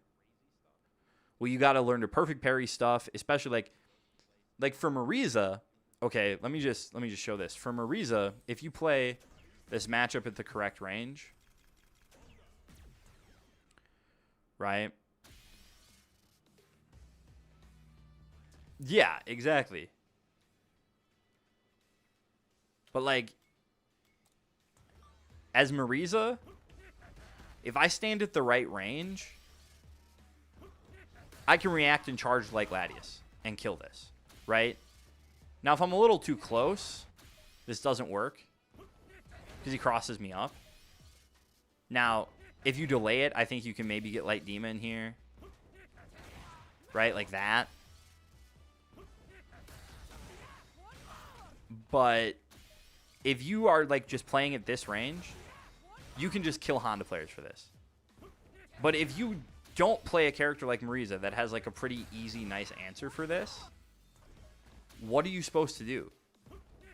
Pretty much that is what you're supposed to do, right? And that was luck. That was luck twice in a row. I promise you I've not practiced this, right? But so, like, okay, I'm the perfect parry god, I guess. Oh my god. Cut it. I'm trying to show that this is really hard to do, and then I do it like 8 times out of 10. Okay. Never mind. Okay. Never mind. I'm gonna put in a bunch of attempts of me failing that in the video. I'm just gonna cut out the ones where I did it well, where I perfect parried it. But no, like, you have to perfect parry that, right? Like, you have to. That's, like, the best option is to perfect parry it. Okay, so, like, if you're not willing to practice that, he's just plus. He just gets pressure, and you eat drive gauge. And I think a lot of people don't realize how good his Oki is. I did one video on E Honda Oki. He's off his basic combo routes. Like, I'm not kidding you. I was so stunned by this. I was like, oh, this character probably doesn't get Oki off of anything.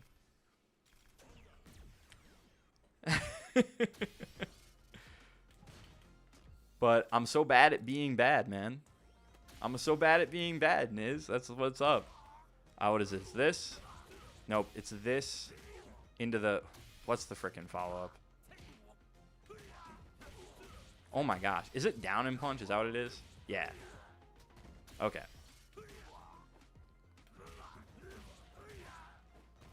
Oh my goodness. Okay, but this knockdown is insane.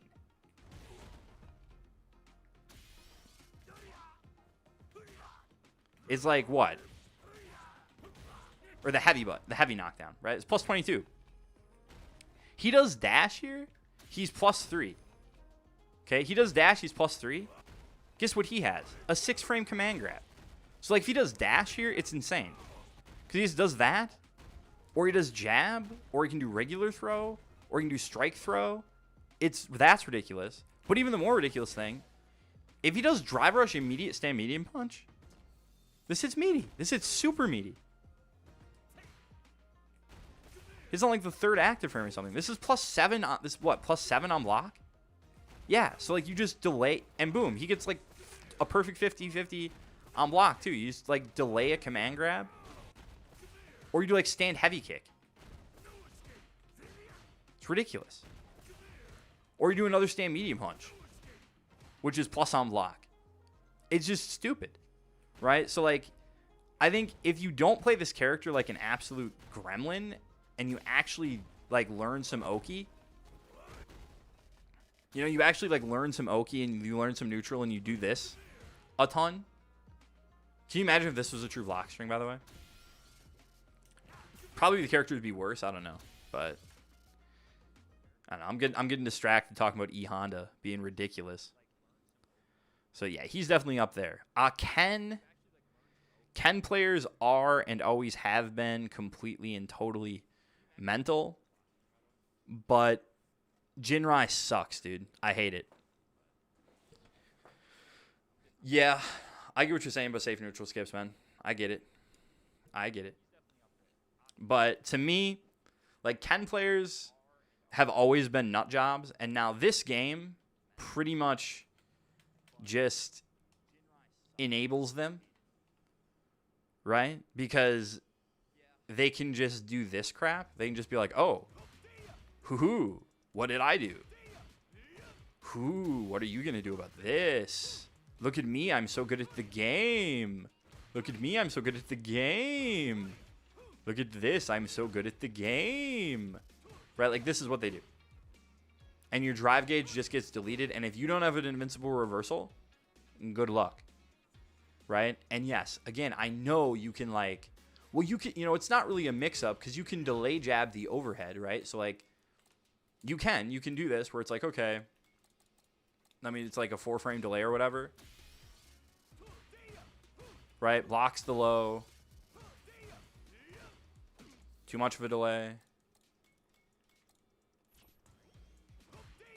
Oh no, that's because I did it after 3 instead of after 2. Okay.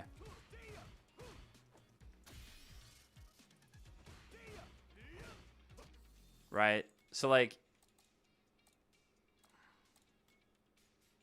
I'm gonna do this after 2 things, right? Yeah, that was my issue. Okay. So like, blocks it.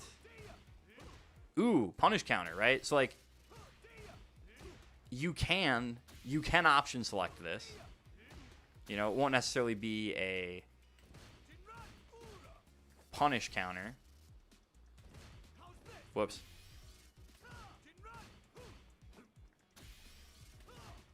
Whoops. Right. But like, I understand you can option select with the overhead. But if you're not somebody that's like a nerd and like is actually labbing stuff like that, somebody pretty much has to tell you that you can do that, or else you're just like, do I literally just have to guess? Is this just a 50-50 every time I block his crouch medium kick? Which, like, if you know anything about Capcom games, you know it's not just a 50-50 every time you block his crouch medium kick. But it certainly feels like it. And yes, I am also glad.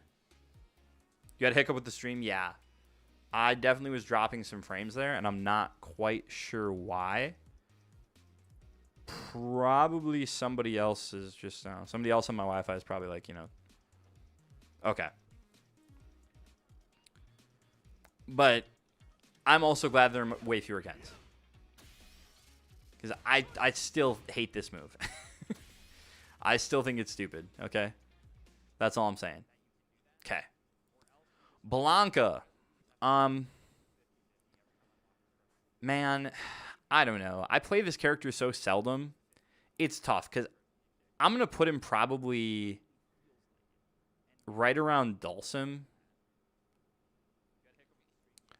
Because most Blancas that aren't, like, really good, it's not like they're Mena. They don't have, like, really good level 2 setups, and they don't have, like, great neutral.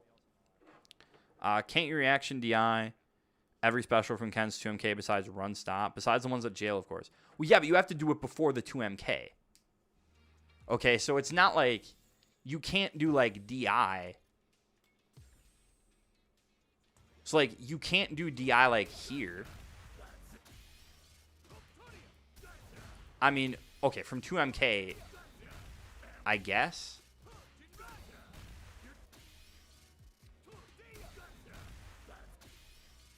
But you have to know that he's going to special cancel it. You know what I mean? Like, you have to react to the cancel. Right? So, like, let me do this the other way. Let me do this the other way. I guess I don't really need to be Marisa. I just need to, like, record Ken doing something.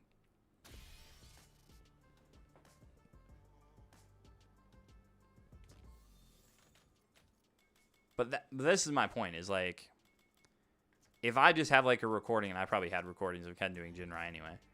But, like, if I have a recording where he just does this, and then a recording where he does that, like,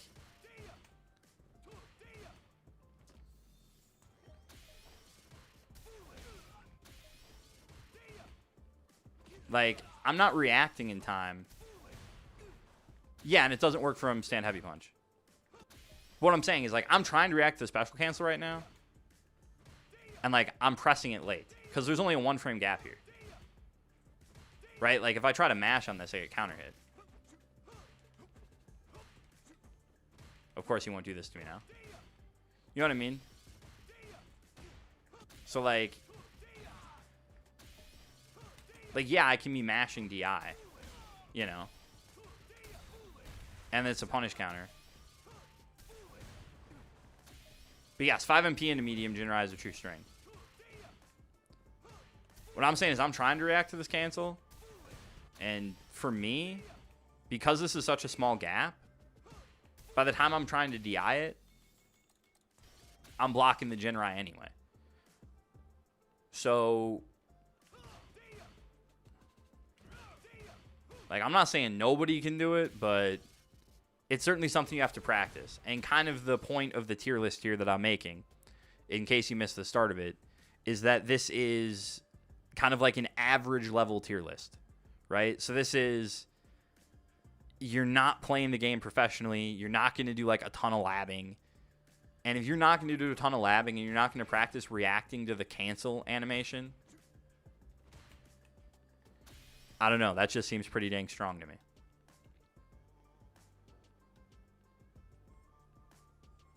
Yes, it can still be beat with every frame, 7 reversal, 7 frames alone. Not every character has a DP. Okay? Not every character has a reversal that's faster than 7 frames. For example, Marisa doesn't have a single reversal faster than 7 frames. Right? Her level 1 is 18 frames, or level 2 is 9.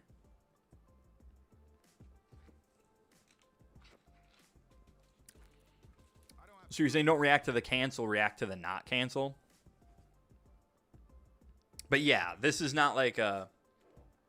No, man, I get it. You're better at the game than me. But this is not like a... My cap for this was like 1700 MR. Okay, so like... When I was saying this is like a... This is not just like a tournament level play thing. This is like a... Hey, man, I boot the game up like a couple times a week. And I have a YouTube channel with 8,000 subs. You know, like... Most people don't play the game as much as I do, and I struggle with some of this stuff. DJ is definitely better than Guile. Oh, I didn't even talk about Blanca. Let me finish talking about Blanca. So the reason Blanca is this low, or high, or whatever, is Dahl is really strong. Blanca Ball is really annoying, and much like Honda, you just got to learn the perfect parry it. Very frustrating. He's got some good anti-airs. He's got some good neutral. But the reason I don't have him here is just like I don't lab against him, and honestly, I could maybe even move him down. Probably will move him down, actually. Is to me, he like the players playing him don't really lab either. So, yeah, I don't know all the perfect counters, but they also don't know like all these really strong setups. So, it's sort of a push. You know, and also I feel like Blanca players reversal constantly. They're kind of the nuttier people in this game. DJ, he's probably going down here. The most annoying thing about DJ to me is his drive rush jab and some of the sway stuff. But honestly, I feel like DJ players has sort of calmed down. I also think him not having an invincible level 1 actually is a really big deal. So, because this is, again, maybe a little weighted just because I play Marisa, and I've put so much time into working on checkmate scenarios that a character without an invincible level 1 pretty much to me just says, hey, if I burn you out, I can stun you, and then I can do a 4,000 damage combo or whatever. So to me, maybe DJ is a little lower than he should be. I don't know. Minom, this character is trash. If you don't have really good neutral, like the players you see do really well with this character are really, really good at fighting games. IDOM is really good at fighting games. I don't know what else any of the Japanese Manon players or French Manon players or, you know, whatever Manon players, you know, play. But I'm telling you, if you're good with this character, you're good at fighting games. And I mean, like, really good with this character, you know. Because you have to be. You just have to know what your opponent's doing. Because she cannot play Street Fighter 6. Okay, so what do I mean when I say she can't play Street Fighter 6? What I'm getting at here is this character, her drive rush doesn't go anywhere. Okay, if I want to hit Ken from here, I can't, pretty much. That was 25 frames before I touched him. Right? This character can't really play Street Fighter 6. The only thing she does in that Street Fighter 6 is she has a corner throw loop. That's it. That's like the only thing.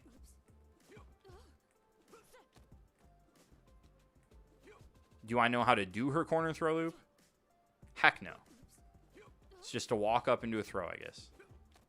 Just got to time it. But this is like the only thing about her that I think is really strong. Otherwise,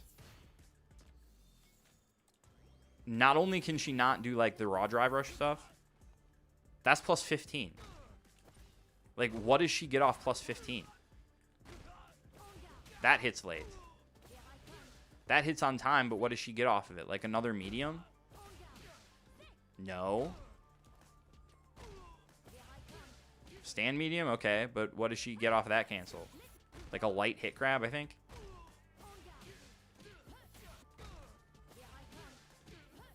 Nope. That doesn't even combo. So, like, she doesn't even get a medal there. So, this character can't really snowball with Oki. She can't beat the crap out of you in neutral. Or, like, scare you a ton in neutral. And now they nerfed her, like, best neutral button. Now, granted, it's still really good. It moves her forward a million miles, you know. But she's got to be really creative with what she does on Oki. And she pretty much has to choose medals or Oki. And then on top of that, that's her best, like, I think this heavy, you know, ballerina kick or whatever is her best knockdown. It does no damage. Like, she gets like a 50-50 off this is like dash and then drive rush medium command grab. But after the dash, like, you can DP this on reaction if you see the green. So, like, even her setup that's, like, good, like, quote-unquote good, they're really weak to reversals. So, to me, this character is not good. And not in the same way that, like, Kimberly is not good because the people that play her are meh, you know? Marisa. How good do I think Marisa is? Well, should we do Marisa now or should we save her for later? Let's save her for later. Let's save Marisa for later. JP. Dude, get out of here. Are you kidding me? I hate this character. Friggin', I think, first couple weeks of the game, people were like, oh my goodness, what is the deal with this character? This is like a freaking, SNK character. And I still feel that way. Like, I'm sorry, man. He's got the spikes. He's got the low fireball. He's got the overhead fireball. He's got the mid fireball. He can fake the fireball, which is why he's strong. If he didn't have the feint, he would kind of stink. I mean, he wouldn't stink, right? They nerfed his anti-air. They reverted his anti-air. They made his stand heavy punch, better. They made it so he can cancel into spike. Like, every time they nerf one thing about this character, they give him a buff to compensate, and then the buff is way better than the nerf. I mean, I still can't believe that Amnesia wasn't scaled when this game came out. Anybody else with me on that? How is Amnesia not scaled? Like, how did that just give him unscaled combos? Like, are you serious? How was this game ever like, oh, I did a reverse. You dared to meaty me? Lose 60%. Like, how? I don't understand that. I do not understand how they ever thought that was okay. Right? Cammy. Cammy's going to be down here, I think. Her offense, pretty good. But I said this during my stream yesterday. Cammy players think they're punk, and they're just not, right? Like, Cammy players, it's like, okay, I've got sick neutral. And then they just don't. They don't really know. They don't really whiff punish that well. And they just get away with jumping at you because dive kick just makes your anti-air whiff, and then you die. So then you don't want to anti-air, but then you just let them jump at you for free. But that being said, her damage is low. And throw loops, yes, they suck, but it's not like a unique Cammy strength, right? It's something that is very much every good character has this thing. So I'm not like,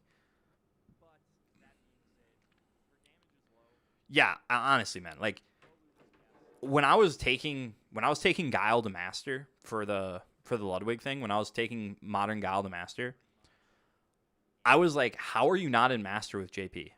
And that's not to shade anybody that may play JP that is watching this.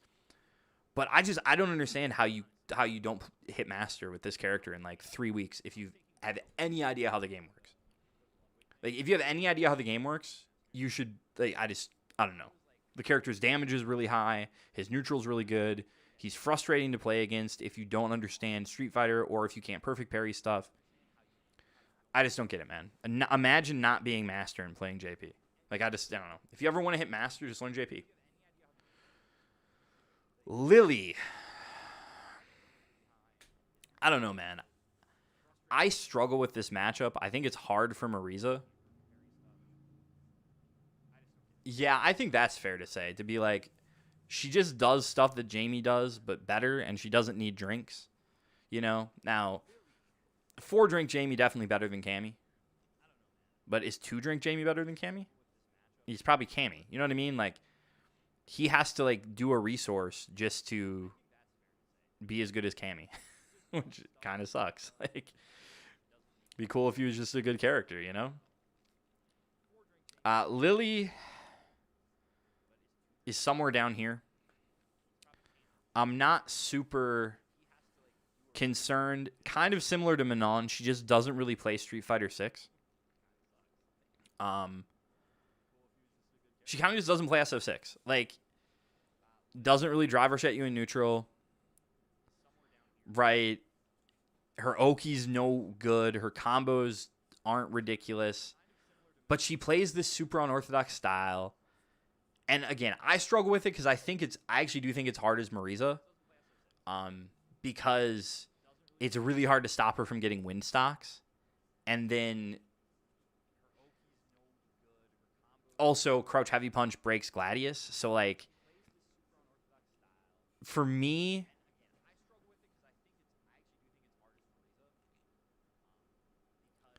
for me, if I'm just going like how much do I struggle with them, Lily's like certainly a top 10 matchup that I have issues with. But in terms of how strong I think the character is, now, if you're saying how easy is the character to get to master, put her up there, man. Put her up there. She has super easy anti-air. She's got, good mix. She's got a command grab, and people that don't understand the game very well just get mixed to death by command grabs because they either never hold up or they always do, right? So, but in terms of like how good do I think the character is, or like how much do I think players probably struggle with her once they get to that level, I don't know. I feel kind of dumb putting Kim down here just because people hold back and they don't really know how to play her. But if I'm rating this again based on like how these people play these characters at this level, I think Lily's got to be. It's tough. She's got to be here. Yeah, that's the thing too. Is like, that's the other thing too. Is and that is good to remind myself of, is if I'm basing this off of like, how good do I think this character is at the average level, or how hated do I think this character would be at the average level, or whatever. I think she's good, but you don't really feel like she's top tier. Like, you're never going to complain about Lily because you never play against Lily. Geef, how good is Geef? Geef is pretty good. I'm going to put Geef like up here somewhere. Just because it never feels good to get scooped. Character is he's much better than he was in Street Fighter V, but he's much more fun to fight. Because in Street Fighter V, it was just like, oh, he grabbed me with heavy SPD. Now he's dash into +2 and I guess again. And that sucked. In this game, it's a lot more fun because you actually feel like you get to play the game. It's not just like coin flip. Oh, coin flip, which was how Armika was in that game too, which is just so stupid. But that is very much... Why do I think this character is good? Drive gauge chip. Headbutt is really stupid. And that's pretty much it. Like, you're just guessing all the time. You're just guessing. Rashid? I don't know. How good do I think Rashid is at an every person level? At an everyman level, how good is Rashid? The thing about his level 2 is, unlike Blanca level 2, you do not need to be good at it. Right? There's no like setups. I mean, there are setups, right? But it's very much like you just throw out the button and then you just run in and throw them 3 times. And then you throw them again. Like, there's no... The vast majority of Rashid level 2 usage is no skill to it. But so to me, Rashid is like up here. Just because like he's going to do these stupid ass mix-ups. He's going to do this overhead low throw. And I feel like Rashid players, unlike some of these other people, they do learn more of the tech. You know? Like, I think the Rashid players at most levels, like, they know his Oki.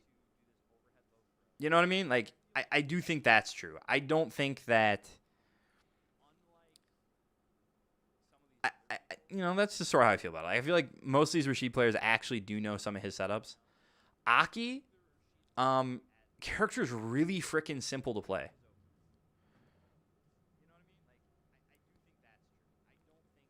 I agree. The amount of times that I've seen Rashid players, let me actually say this, okay? Because I totally agree with you. The amount of times that I've seen Rashid players just do this. Just go like...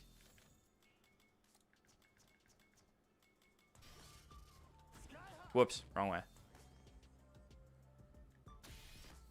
Just do like... Oh my goodness. Oh, it's kick. That's what I'm doing. Okay, wrong button. Is like backdash and then do like this. or backdash into this, and they just charge it, and it's like, okay, if you jump it, you just get hit. It's so rough. Now, thankfully, as Marisa, you can usually phalanx this thing. If you're close, you won't even trade. So, like, a lot of Rashid players that I've seen, they, like, this doesn't work, and they still keep doing it. Like, I will hit this, like, 4 times in a row, and they'll still keep charging. But I agree. I think that is, like, really difficult to deal with. And then if he gets it off, he just gets, like, he gets his whirlwind, and he can run at you. And that's really good on a lot of his knockdowns, too. I think Rashid is scary at a low level, because he's got a lot of tricky stuff. Aki was the next character I placed. I placed her really similar up here. And that's pretty much for the same reason, which is her game plan is just dead frickin' simple. Right? Like, it's this. Crouch, you know, it's like, oh, I did fireball, drive rush into crouch medium kick.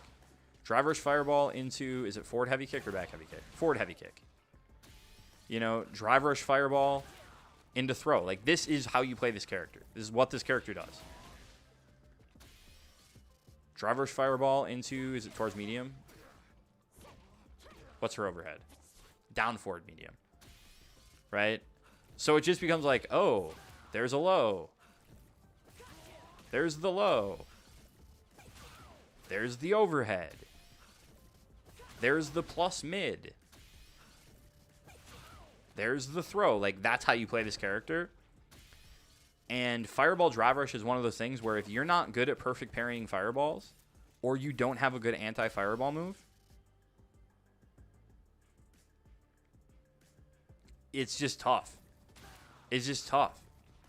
And her anti-airs aren't great, but I don't think they're, like, bad enough to abuse at, like, a normal level.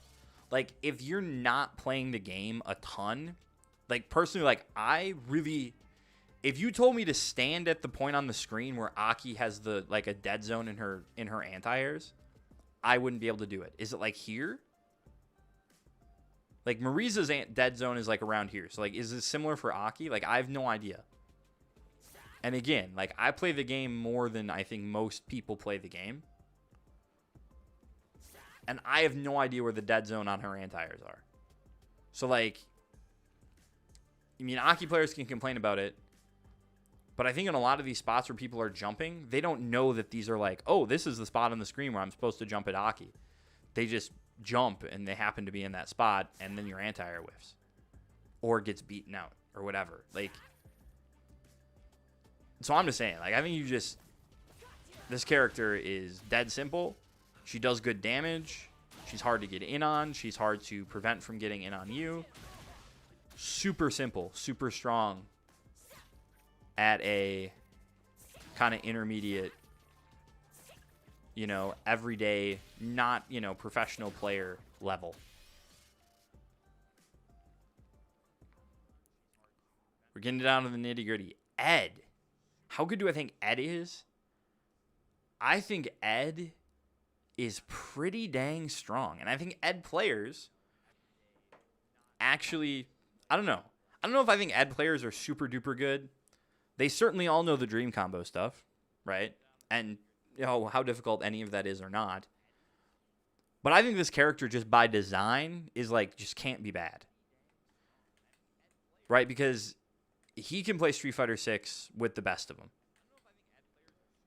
Right?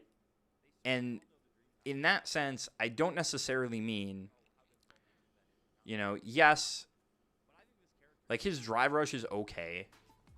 You know, his drive rush is okay. But really, it's this thing, right? And it's this thing. And it's, this thing is an anti-air. And it's the jump, you know, it's the jump kick normals, the jump mediums, the jump flicker, you know, jump medium kick. Has really good range.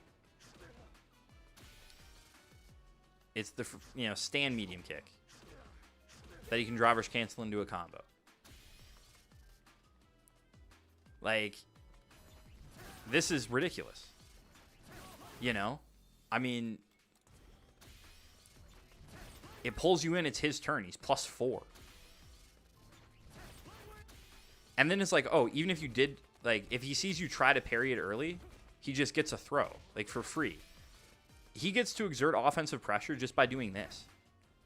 I mean, this is really similar to what Poison's whip was in Street Fighter V.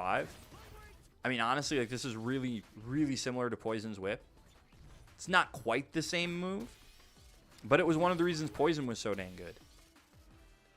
Except she had to spend, you know, like, meter. But also he doesn't even have to charge it. He can just shoot this thing out as a poke.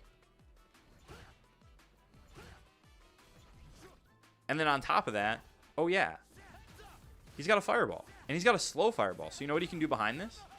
Yup, he can drive rush. But he also has a fast fireball. You know, he's got a DP. It's a little slow. So, you know, against players that aren't great, I like to jump a lot. I like to empty jump just to see if they actually have DPs. But for the most part, man, like, I think it is extremely difficult to play this character poorly. Like, I think that's more what I'm getting. Like, I think it's hard to lose with this character in the sense of his tools are really, really good. And again, that's not to throw shade on any ed players that struggle with him. Like, that's fine. But I just think that, like, at an every player level, this character has some sauce, and he's got some tools that you never know if the opponent can use, right? Okay. Akuma.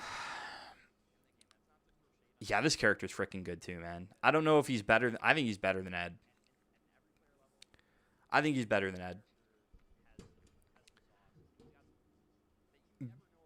I think what you're going to see is that the top of this tier list is going to look really, really similar to kind of the pro tier list, probably. Just because characters that are strong tend to be strong at most levels beyond like a super beginner level.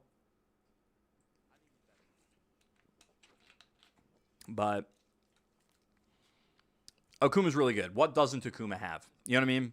He's got a great fireball. He's got great walk speed. The walk speed is ridiculous. Always feels like he's just teleporting around the stage. I mean, look at this. Like, that's crazy. Whee! Zoomies! I got the zoomies! Slow fireball. Fast fireball. He can charge the fireball, and it's plus...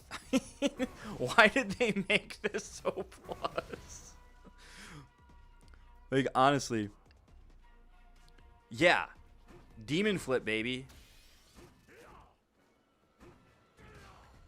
Jump air fireball. Imagine that. Air fireball is really good.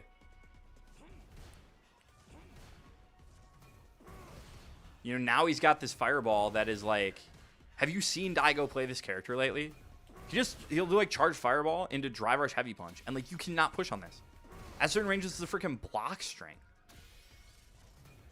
You know, so it's like if you don't interrupt it, it's like, oh, by the way, you heard fireball drive rush? I mean, this is ridiculous. This is mid-range. It's plus 26 from mid-range. I mean, they said it's plus 20 point blank, right? Yeah, like this thing's plus 20 point blank. He throws this from like normal fireball range. Plus 29. Dude, drive rush into heavy punch. That's a block string. What? You know, his damage is ridiculous. I don't know how many freaking Akuma players just do this crap all day long, and that's plus. And like, if you don't play this game a whole lot, hello, Henriku. See ya, Niz. Thanks for tuning in. But like, so many freaking Akuma players just get away with doing like, I'll keep hitting. You know, they just keep doing demon flips. In a just world, this would be punishable. Sit here and tell me that this should not be punishable. This should be honest, you know what I mean? Like, this should always be punishable. This should be -5 minimum. You know, -5 or -4 if he does it like a little bit late. Or spaced. That should never be -1. Are you kidding me? It's like, oh, you block the target combo from further out. -1. Why is that -1? That's insane. You know? But if you don't know how to deal with this, or you don't have good DPs, this is just miserable. Just miserable. Like, thank goodness Marisa can Gladius this, but holy cow. Akuma, ridiculously good. Okay, ridiculously good. Terry. I don't know if he's S, but he's certainly up here. He is certainly up here. Probably better than Honda. And again, if you're like looking at this as like a top level thing, you're like, how the heck did he thinks Honda's the 6th best character in the game? No, this is like a normal player tier list, right? This is like you're just sort of tuning, you know, you're just sort of picking up the game. You play it a couple times a week. It really is, right? Like, make that thing -6. Make that like drive reversal. Give me a huge punish on that. Now, -5. That's what I think. -5. Make it so that if he spaces it kind of well, it's sort of safe, but you always get your turn back. Like with a medium. I should be able to take my turn back with a medium if I block that stupid dive kick if it's not spaced properly, right? But Terry, really good. Good damage, good walk speed, really good fireball drive rush. His DP is really strong. His combo conversions are really good. His crouch medium kick is insane. This is the thing that baffles me the most about Terry, right? Is like, you'll try to set up spacing traps on him sometimes. And this crouch medium kick just goes freaking... I mean, it goes a country mile. This is absurd. And I know it's 8 frames, right? But this just goes so far. It just goes so far. Yup. You know, this move, pretty dang hard to react to.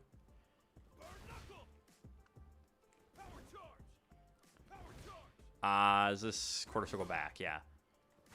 This will anti-air accidentally.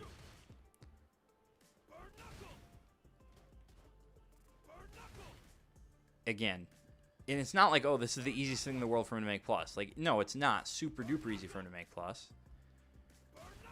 And it's nice that it does the screen shake when it is plus.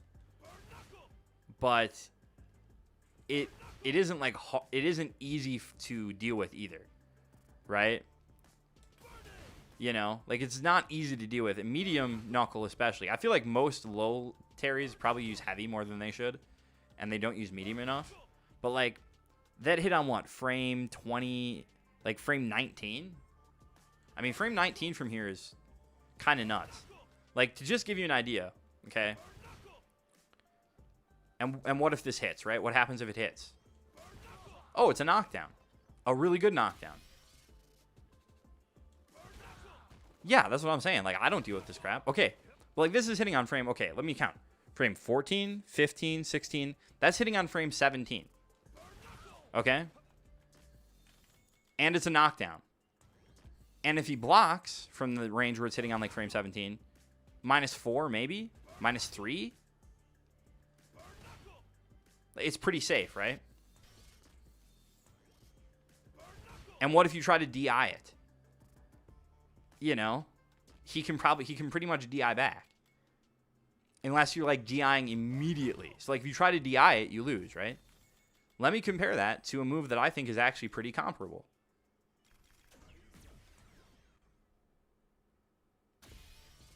Light kick quadriga. This hits no earlier than frame 20. And it is -6 on block, always. I mean, I guess if I could hit it meaty, it would, you know.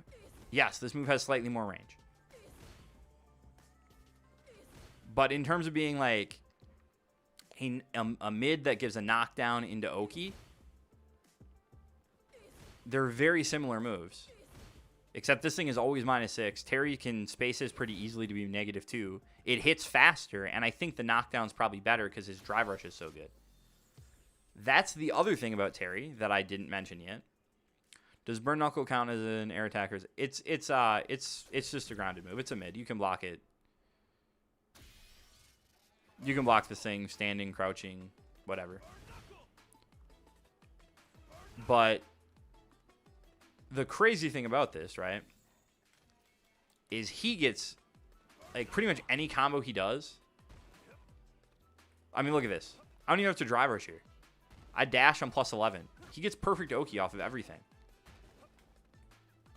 Let me just do dash into heavy punch. Okay, cool. And I can confirm that because it's 2 hits.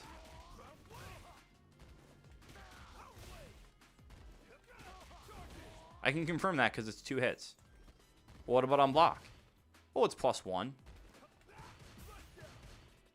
So, to me, that's where Terry's really strong, is like, he can just do strike throw off of like any knockdown, any stray hit. His offense is pretty much perfect, right? Ridiculously good character. Ridiculously good character.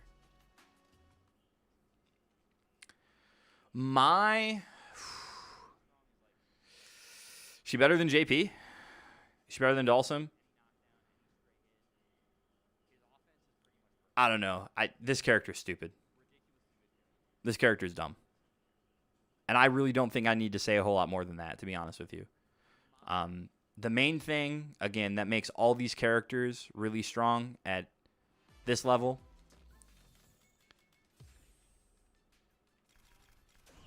is they all have really easy stuff. Start with this, which, yes, I know this, like, technically is nerfed now, right? Like, I know technically,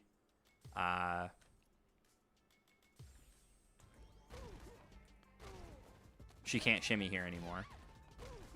But let's be honest. Here. You're a nut job if you're doing wake up immediate throw.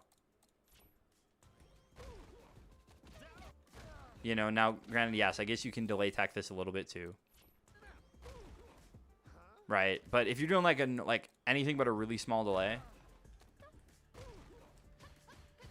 this is annoying to deal with. But of course, the real star of the show is just this.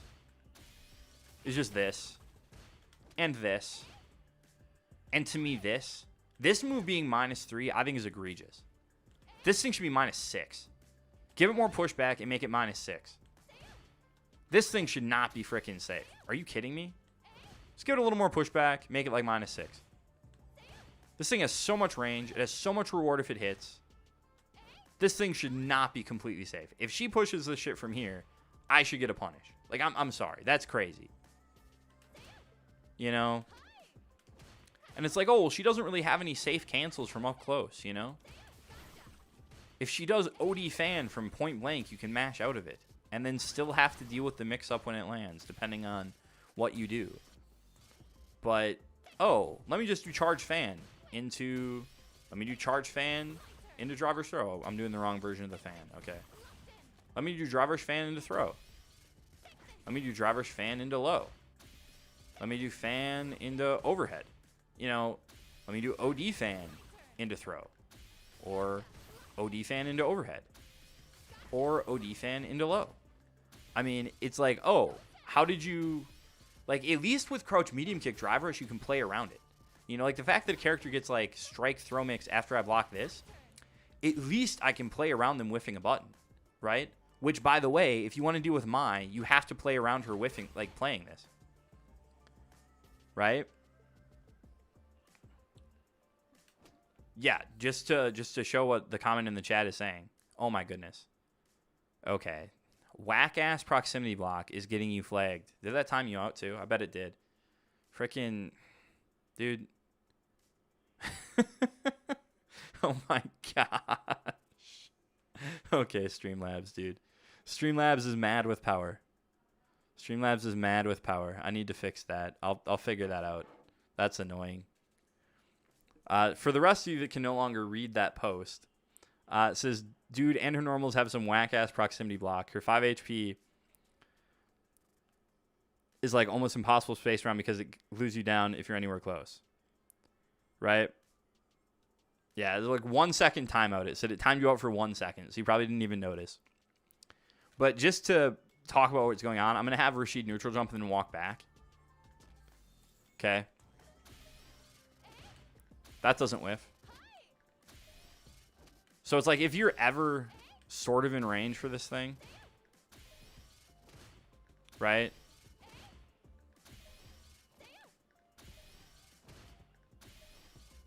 Really hard to walk out of this is the idea. Yeah, Streamlabs mad with power. Mad with power. But what I was saying is you can try to space around like crouch medium kick into drive rush. But if you do that with Mai, you're just playing at a range where she just gets to do this. So it's like, oh, I don't want to get hit by crouch medium kick drive rush. I will back up and try to make you whiff this. And Mai's like, okay, fine. I'll just back up and throw a fan and get a better mix-up that does more damage. It's insane. You know? Like, remember, I think it is one of the craziest things to me is that Sajam didn't think this character was good on release. Like, you know, not to throw shade on anybody, right? But it is crazy to me that anybody did not think this character was going to be good. Like, just the idea of like, oh, I can throw a fan and then I get a mix-up. It's like, I just do a special move and then you have to eat a mix. And then when she gets this thing going, oh my goodness. Now all of a sudden, she just throws these regular-ass fireballs. And they're super good. She throws them from close. You know, oh, that's negative. It's like, yeah, and then I charge it. And then I get the same thing. And you can no longer interrupt this.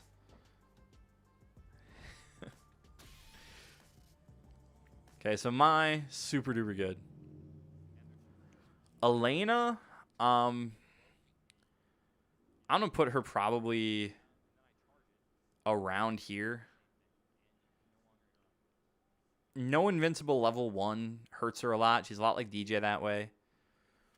My main thing about Elena is I can never see where the heck she's standing. To me, I've said it multiple times. I think you remove the invincibility from Mai's level 1, and all of a sudden this character is a lot closer to balanced. Right? Like, I think this character is a lot better to play against if her level 1 just isn't invincible. Elena, I'm putting in B tier. I'm putting her around here.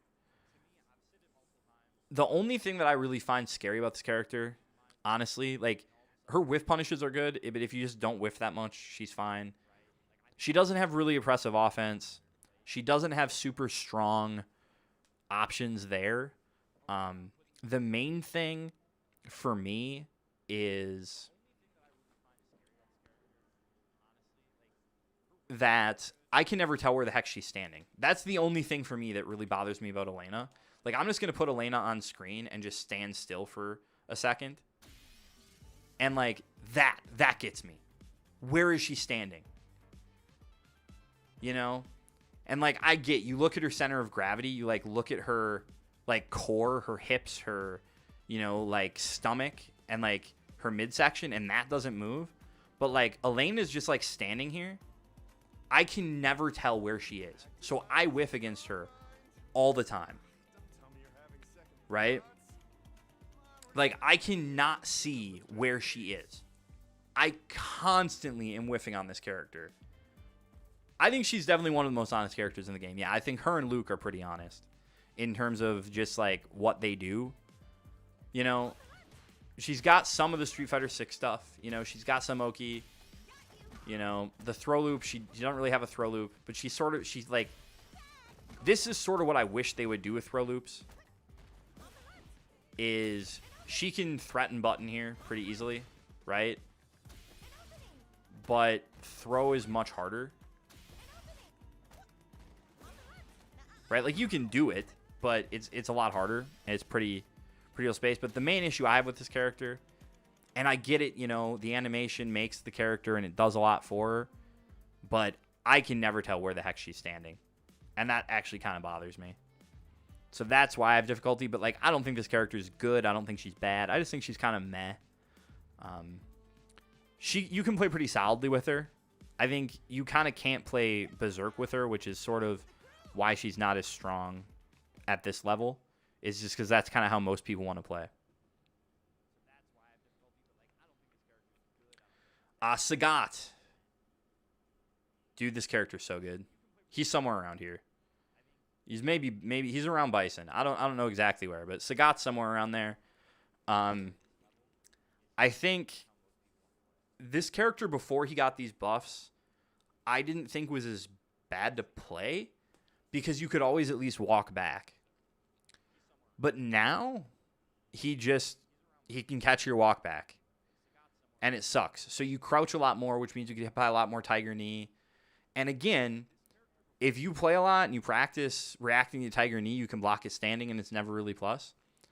But man, that's not where I'm at most of the time. You know, most of the time I am struggling to react to this. Most of the time I am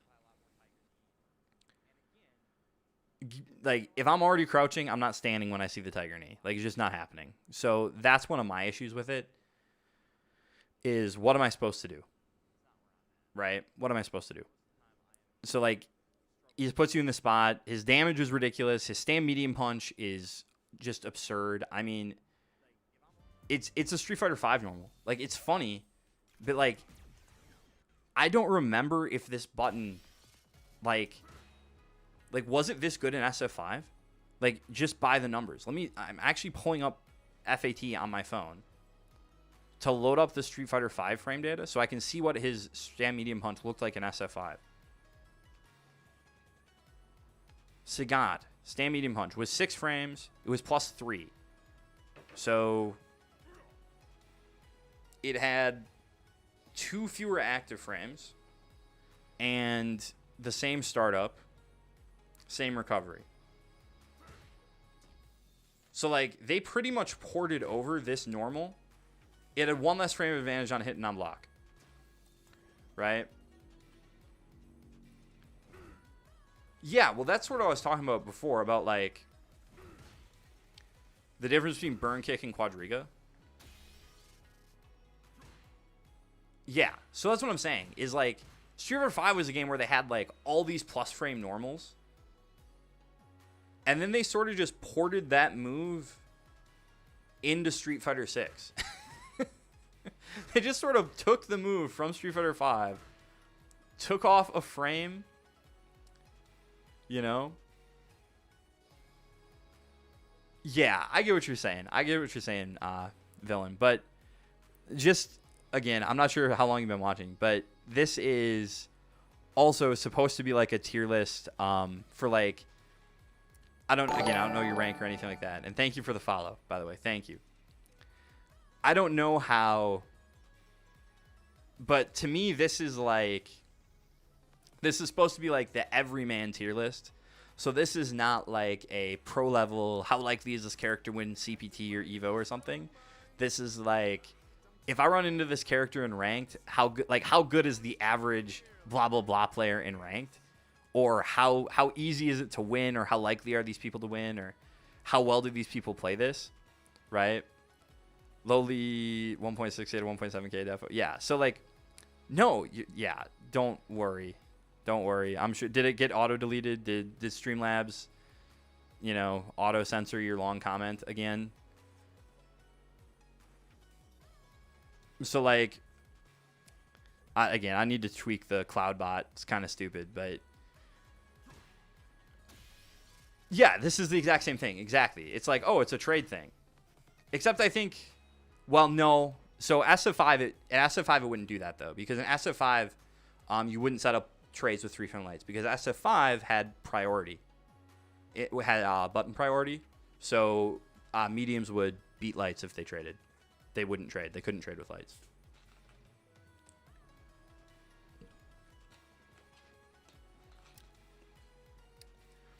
But yeah, it's the same idea.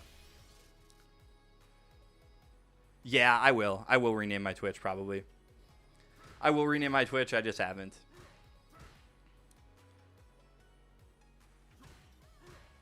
Right? So, but they basically took this button straight from Street Fighter V and just gave it to this. I mean, I've got a video on my channel going over, like, the, like, frame kills to hit this thing meaty in the corner. It's stupid. It's just stupid. I mean, I don't... What else is there to say? He has a better version of Jinrai somehow. It's like, whoa, we'll make the overhead punishable. And that will make it okay. And it's like, okay, yeah, but now you just have to crouch, though. Like, there's no OS. You can't just, like, delay mash. It's like, well, yeah, but the overhead is punishable. It's like, yeah, but at least if I block Jinrai low, it's my turn. And if I block the overhead, it's my turn. Against this, it's like, if you stand block here, you just please +4. And then he gets to push this stupid ass thing again. So, like, yeah, I don't know. What would they touch on it, though? They're not going to make it +1. That would kill it. That would kill it. If they ever nerf this move, it is just because they want to rotate who's top tier. That's what I'm saying. Okay? Getting towards the end of the tier list. Sea Viper, annoying to fight. Think she's around here. But to be honest, so many Vipers just drop her combos that, I mean, it's rough, right? Like, they'll just be hitting you, and then they just do some random super jump, and they neutral jump, and they kill you. She's good, but she doesn't have, like, the super easy offense, right? Alex, I have no idea. This character's tough. It's so much like, how good is Prowler? You know? Yeah. I mean, they do. They end up burning themselves out, spending a lot of meter. How good is Alex? I don't know how good Alex is. That's tough. How good is Alex? Is he better than Geef? Is he better than Cammy? I'm going to put Alex around here somewhere.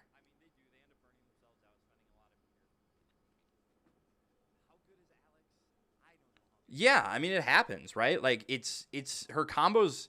That's the issue Viper has, is like, her combos are harder than any other character in the game, but she doesn't get a ton. I'll say this, like, her mid-screen DP stuff, if she has meter, like, she does probably about as much damage as Marisa.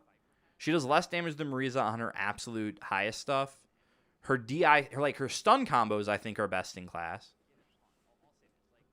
But for me, Alex is tough because, like, his damage floor is really high, right? Like, but his damage ceiling isn't. He doesn't do a lot of, like, max damage. Like, his average touch is like a decent amount of damage. But I think he's just in the same spot he was in SF5, which is you hold down back, you take the command grab, but then, like, where is he supposed to go? Like, what is he supposed to do after he command grabs you? He can't set up mix because he's only +15. He can't really bait DP. He's too far away. Like, it's just tough. Like, if you just backdash on wake up or just walk back, he can't really touch you. He doesn't really get Oki. So, like, if you take the command grab, which, granted, it does a quarter of your life. So, like, you can't take it forever. But his neutral isn't great. So, I don't know. To me, it's weird.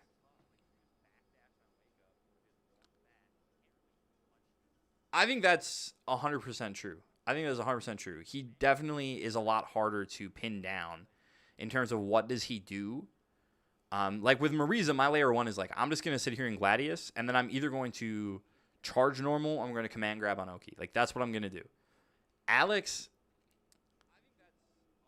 you really have to be like, okay, yeah, I can do drive rush into command grab or drive rush into normal, but he doesn't really get any Oki off the command grab. So a lot of times you just want to go for regular throw, but then what if they tech, and then he can't really shimmy because his walk speed's not good.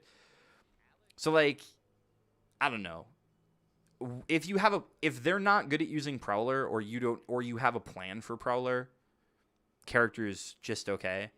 At an everyman level, Ingrid is got to be, like, up here by E Honda, right? Same character, really similar character in terms of she has one tool that is, like, super centralized. She just throws the fireball. She does the laser. She teleports in. I think once Ingrid's sort of stabilize and they play the game more, they'll stop doing some of the more random stuff. The combo consistency will pick up, and I will hate fighting this character even more. Like, if you don't have a good answer to her fireballs, it's really, really tough to deal with her. Right? That's what I would say. Character, again, at a top level, I don't think is super good. Has a lot of bad matchups. But if you play most characters, right? Like, yeah, I think there's some characters that are going to do really well against her. But if you play most characters, man, I don't think you're going to have issues. Yeah, she might be higher. She might. I'm going to put her above Honda. Do I want to put her S? I don't think I want to put her S. Just because, well, why wouldn't I put her S? I think for now I'm going to put her here. I'm going to put her down here. I think eventually once the Ingrid players learn how to play her, she's going to be like up here by Bison. But for right now, I think she's definitely better than Honda for most part. Yeah, exactly. And then she just will teleport in on you and it's plus. And if you are bad at reacting to stuff, you're screwed. Okay, the moment we have all been awaiting for. Where do we put Marisa? Put her in D? Yeah, the damage is funny, I guess. Put her in D tier? Is Marisa that bad? Do I make a new tier, put her in F tier? Where does Marisa go? Okay, so if I'm doing this from the perspective of a Marisa player, right? If I'm doing this from the perspective of a Marisa player, how good does she feel to play? The thing that sucks about playing Marisa, and I'm not going to leave her in D tier, don't worry, this is just bait. But the thing that sucks about playing Marisa is she has a lot of even matchups. But the way her matchups are even is 90% of the time, she is getting her butt just handed to her and feels like she can't touch you. And then 10% of the time, she's killing you in 2 interactions. And that somehow makes it a balanced matchup, right? That's like 5-5, you know? But what that means is, as a Marisa player, you're not having a lot of fun most of the time. However, if you watch the way some people play the game with this character, what you'll realize is that this character, at an everyman level, is got to be like up here, at least. Right? I mean, I agree. I think she is. I love that she plays a little bit different. She can still do some of the Street Fighter 6 stuff. But to me, at like a normal player level, Marisa's up here. 100%. She's got to be worse than Honda, okay? In some sense, like, just thinking about Broski, like, Honda, you can play like a total dope, and you can do headbutt and butt slam, and you can reach a level, and then you mix in some solid play. Marisa just has much harder time doing the solid play stuff, right? Like, you can play her if you have really, really good neutral or really good reactions or whatever. But this character, I mean, the armor is annoying to deal with for people. The damage is ridiculous, you know? I mean, I think the amount of times that I've gotten, like, custom room invites about, like, I make 2 mistakes and I just lose the round and it's blah, blah, blah, blah, blah. And it's like, well, yeah, but were you not paying attention? Like, that's how the character is designed to play. She is Street Fighter V Oro, okay? That is who this character is. She is SF5 Oro, except she can kill you at round start. She doesn't need V-Trigger. That's pretty much how this, like, that is what this character does. Okay? That's who she is. Like, she's a one-shot character. She needs one opening. You do some stupid thing. She kills you for it. Don't do the stupid thing. Oh, my goodness. Who are we deleting?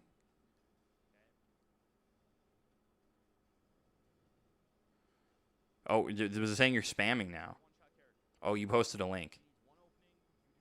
What link does it say you posted? Oh, it thinks Stand Heavy Punch was a link. Okay. Friggin' Streamlabs, dude. Okay, I'm sorry. I'm sorry it's deleting your messages. That's really stupid. But that is very much where I think she goes, right? I think if you don't play her, you probably feel she maybe is a little higher. I just think she has too many issues, too many things that she really struggles with to put her much higher than this. I think putting her around Dulcim and Aki and Rashid, I think this is reasonable. I think if you ask most people if they'd rather run into Guile or Marisa, they'd probably say Marisa. Or, excuse me, they'd probably say Guile. But I think she definitely exists in this kind of niche. Now, if I'm going to try to name these tiers beyond just like S tier, if I'm just trying to categorize these, I won't change the title of the tiers. But the thing to me that unites all of these S tier characters is they just have really stupid tools. They've got something that's just really dumb. Like, Flicker is just stupid. Okay, Flicker is just a dumb tool. Akuma, his walk speed, his fireball, demon flip, air fireball, dumb. Bomb pressure and his Oki and scissors, dumb. Stand medium punch, a stupid move. Just a stupid move. You get up close and it's like, what am I supposed to do? When is it my turn? Do I ever push anything? JP, every special move he has, Amnesia is still really good. You're always scared of meeting him in the corner because you're like, oh, if I'm wrong, he just does Amnesia, puts me in the corner, puts down a portal, and now he is the best Oki in the entire game. It's like he's the character, he's a zoner that also has the best corner offense in the game for some reason. It doesn't make sense. My OD fan is just like, ooh, I win neutral. This is me winning neutral just by doing my special move. It's crazy. And then A tier is like, they generally have something that's really hard to deal with, or you have to lab against it. But they can sort of mix it up. Like, they just have tools that are really hard to play around. B tier, none of these characters really have anything that's super duper strong. And then C tier, Manon is down here because she can't really roll you over. Lily's down here because you really only have to look out for two things. And Kim is down here just because these players playing her, a lot of them just don't really play the game. They just like back up and then do random neutral skip. If I was just going off the character, right? A branch of the crossover hot girl is funny. Yeah, that is funny. Okay. But if I was really putting Kim like based on like her potential or like the good Kimberly players, she'd probably be like around Viper or and Geef, maybe right around Cammy. Like if I'm actually placing her based off of like how the good Kims play, but in terms of how strong, like this is where it's like, am I rating the characters? Am I rating the people that play the characters? I'll probably leave Kim here at the end just because like Stand Fierce into Run is really strong, but for the most part, the people that play this character are just silly. Like, that's all I can say. These people are just silly. Okay? So, hopefully you found that informative and enjoyable. As always, have a good time. I have zero clue when that video is going to go live, because obviously I'm going to have to edit that, and I'm going to have to edit down the match analysis of Ludwig as well.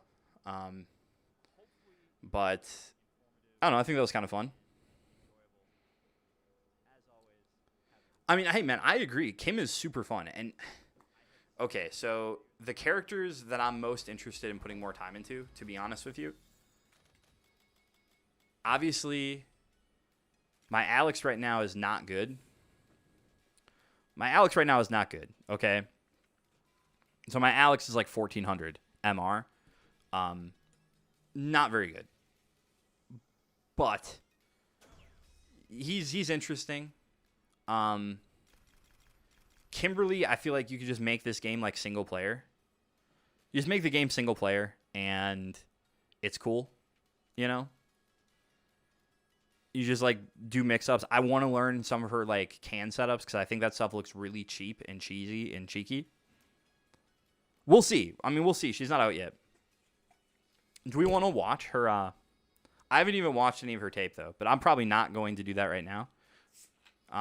Maybe I'll break down some of that stuff like Monday or something. I don't know.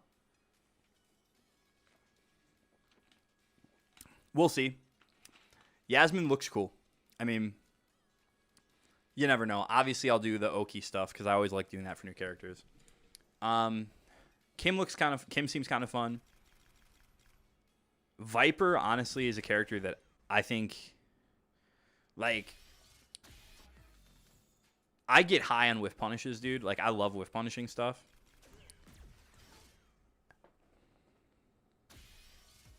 That's what I'm feeling, man. Like, that's how I feel. Like, I love set play. I think set play is super fun.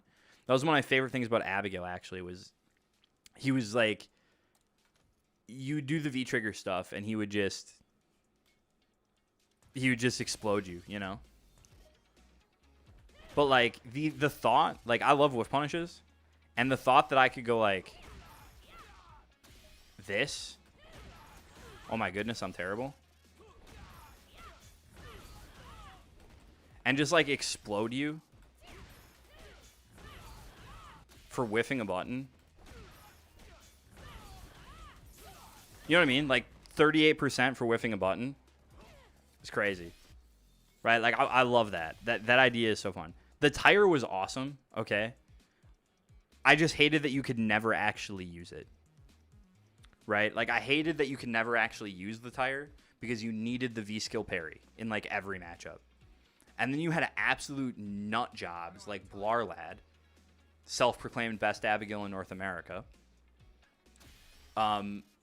who would always pick V-skill 2. And he would have won so much more if he just used V-skill 1, but he enjoyed V-skill 2. Which, I mean, you know, power to him, but I always felt stupid using that. But no, like, Viper's a character I'm interested in. Just because this is, like, sick to me. And you can actually do, like, I mean, you can do, like, the full punish combo here. You know? Like, see the whiff. And, like, you can go into, like, the heavy kick here. Let's see how good I am. You have to delay this. This is, like, a real 2-frame link. It's like, oh, my goodness. Like that. That link's hard, by the way. But I love the idea. You get like 63% for like 3 bars mid-screen. That's rad, dude. I think that's sick. That's super cool. But she's definitely a character I'm interested in. I've made no secret of the fact that I definitely will be playing some Tifa when she comes out, and I will be making a lot of Tifa content because I love FF7 and I love that character. Tire into crouching heavy punch, fling it like 500 miles an hour. Oh my goodness. You want to talk about the stuff that it shouldn't have worked as much as it did. Just doing like stand medium or crouch heavy into run and then doing command grab. Well, stand medium run command grab was a 4-frame trap. So like that would beat 4-frame normals. And then you could jump out you couldn't neutral jump it from stand medium punch or back heavy punch. You could forward jump it, but it was safe. If you did like stand medium punch, run cancel into dynamite punch, which was a punch follow up. But that was like this whack ass 50-50. It was weird. But it made the mirror match really freaking awful. It was super cringe. Because in the mirror, his jump squat was 8 frames, right? So, like, standard jump squat in the game is 4 frames. Regular jumps, most characters were 4. I think Zangief was 6, maybe, and Abigail had 8 pre-jump frames. So what that meant is, like, every time you blocked a crouch heavy punch in the mirror, it was a 50-50. You couldn't forward jump it. And you know how far that crouch heavy punch went, right? So, like, he went, like, you block your crouch heavy punch and you're in a 50-50. It was so dumb. And then the rest of that mirror match was just, like, standing way back here and whiffing crouch jabs, which for those of you that didn't play Abigail or didn't play Street Fighter V, Abigail crouch jab, I'm kidding you not, probably had about as much range as Viper's stand heavy punch. So, like, you would just mash crouch jab, which you couldn't whiff punish because it was a freaking jab. And you just trade these, and then somebody would hit crouch medium punch, which actually had kind of a similar animation to this. Maybe not, but it went, I'm kidding you not. I mean, it would have hit from here. Like, Abigail's crouch medium punch would hit from here. So, I don't know. I loved that character. I hated V-Shift because it removed all my unblockable setups that I had, which drove me nuts. It made all, it like, so it went from like, oh, this V-Trigger is really good. It has meaty unblockables. To, oh, this V-Trigger sucks because they just V-Shift you and kill you. You know, that was terrible. But, I don't know. Folks, I want to say thanks for tuning in.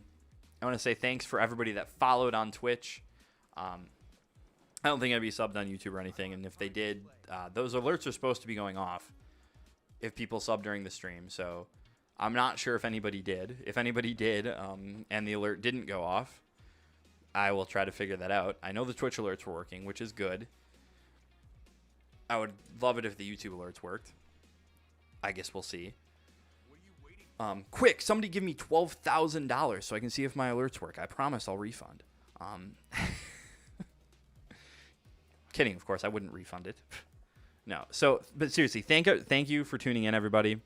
It was a blast. Again, I am looking to stream more. I'm trying to grow a little bit of a following on Twitch too. Let's go. Thanks for hanging out with me. It's like 10:15 where I'm at, so I'm gonna shut her down, relax for the night. Peace.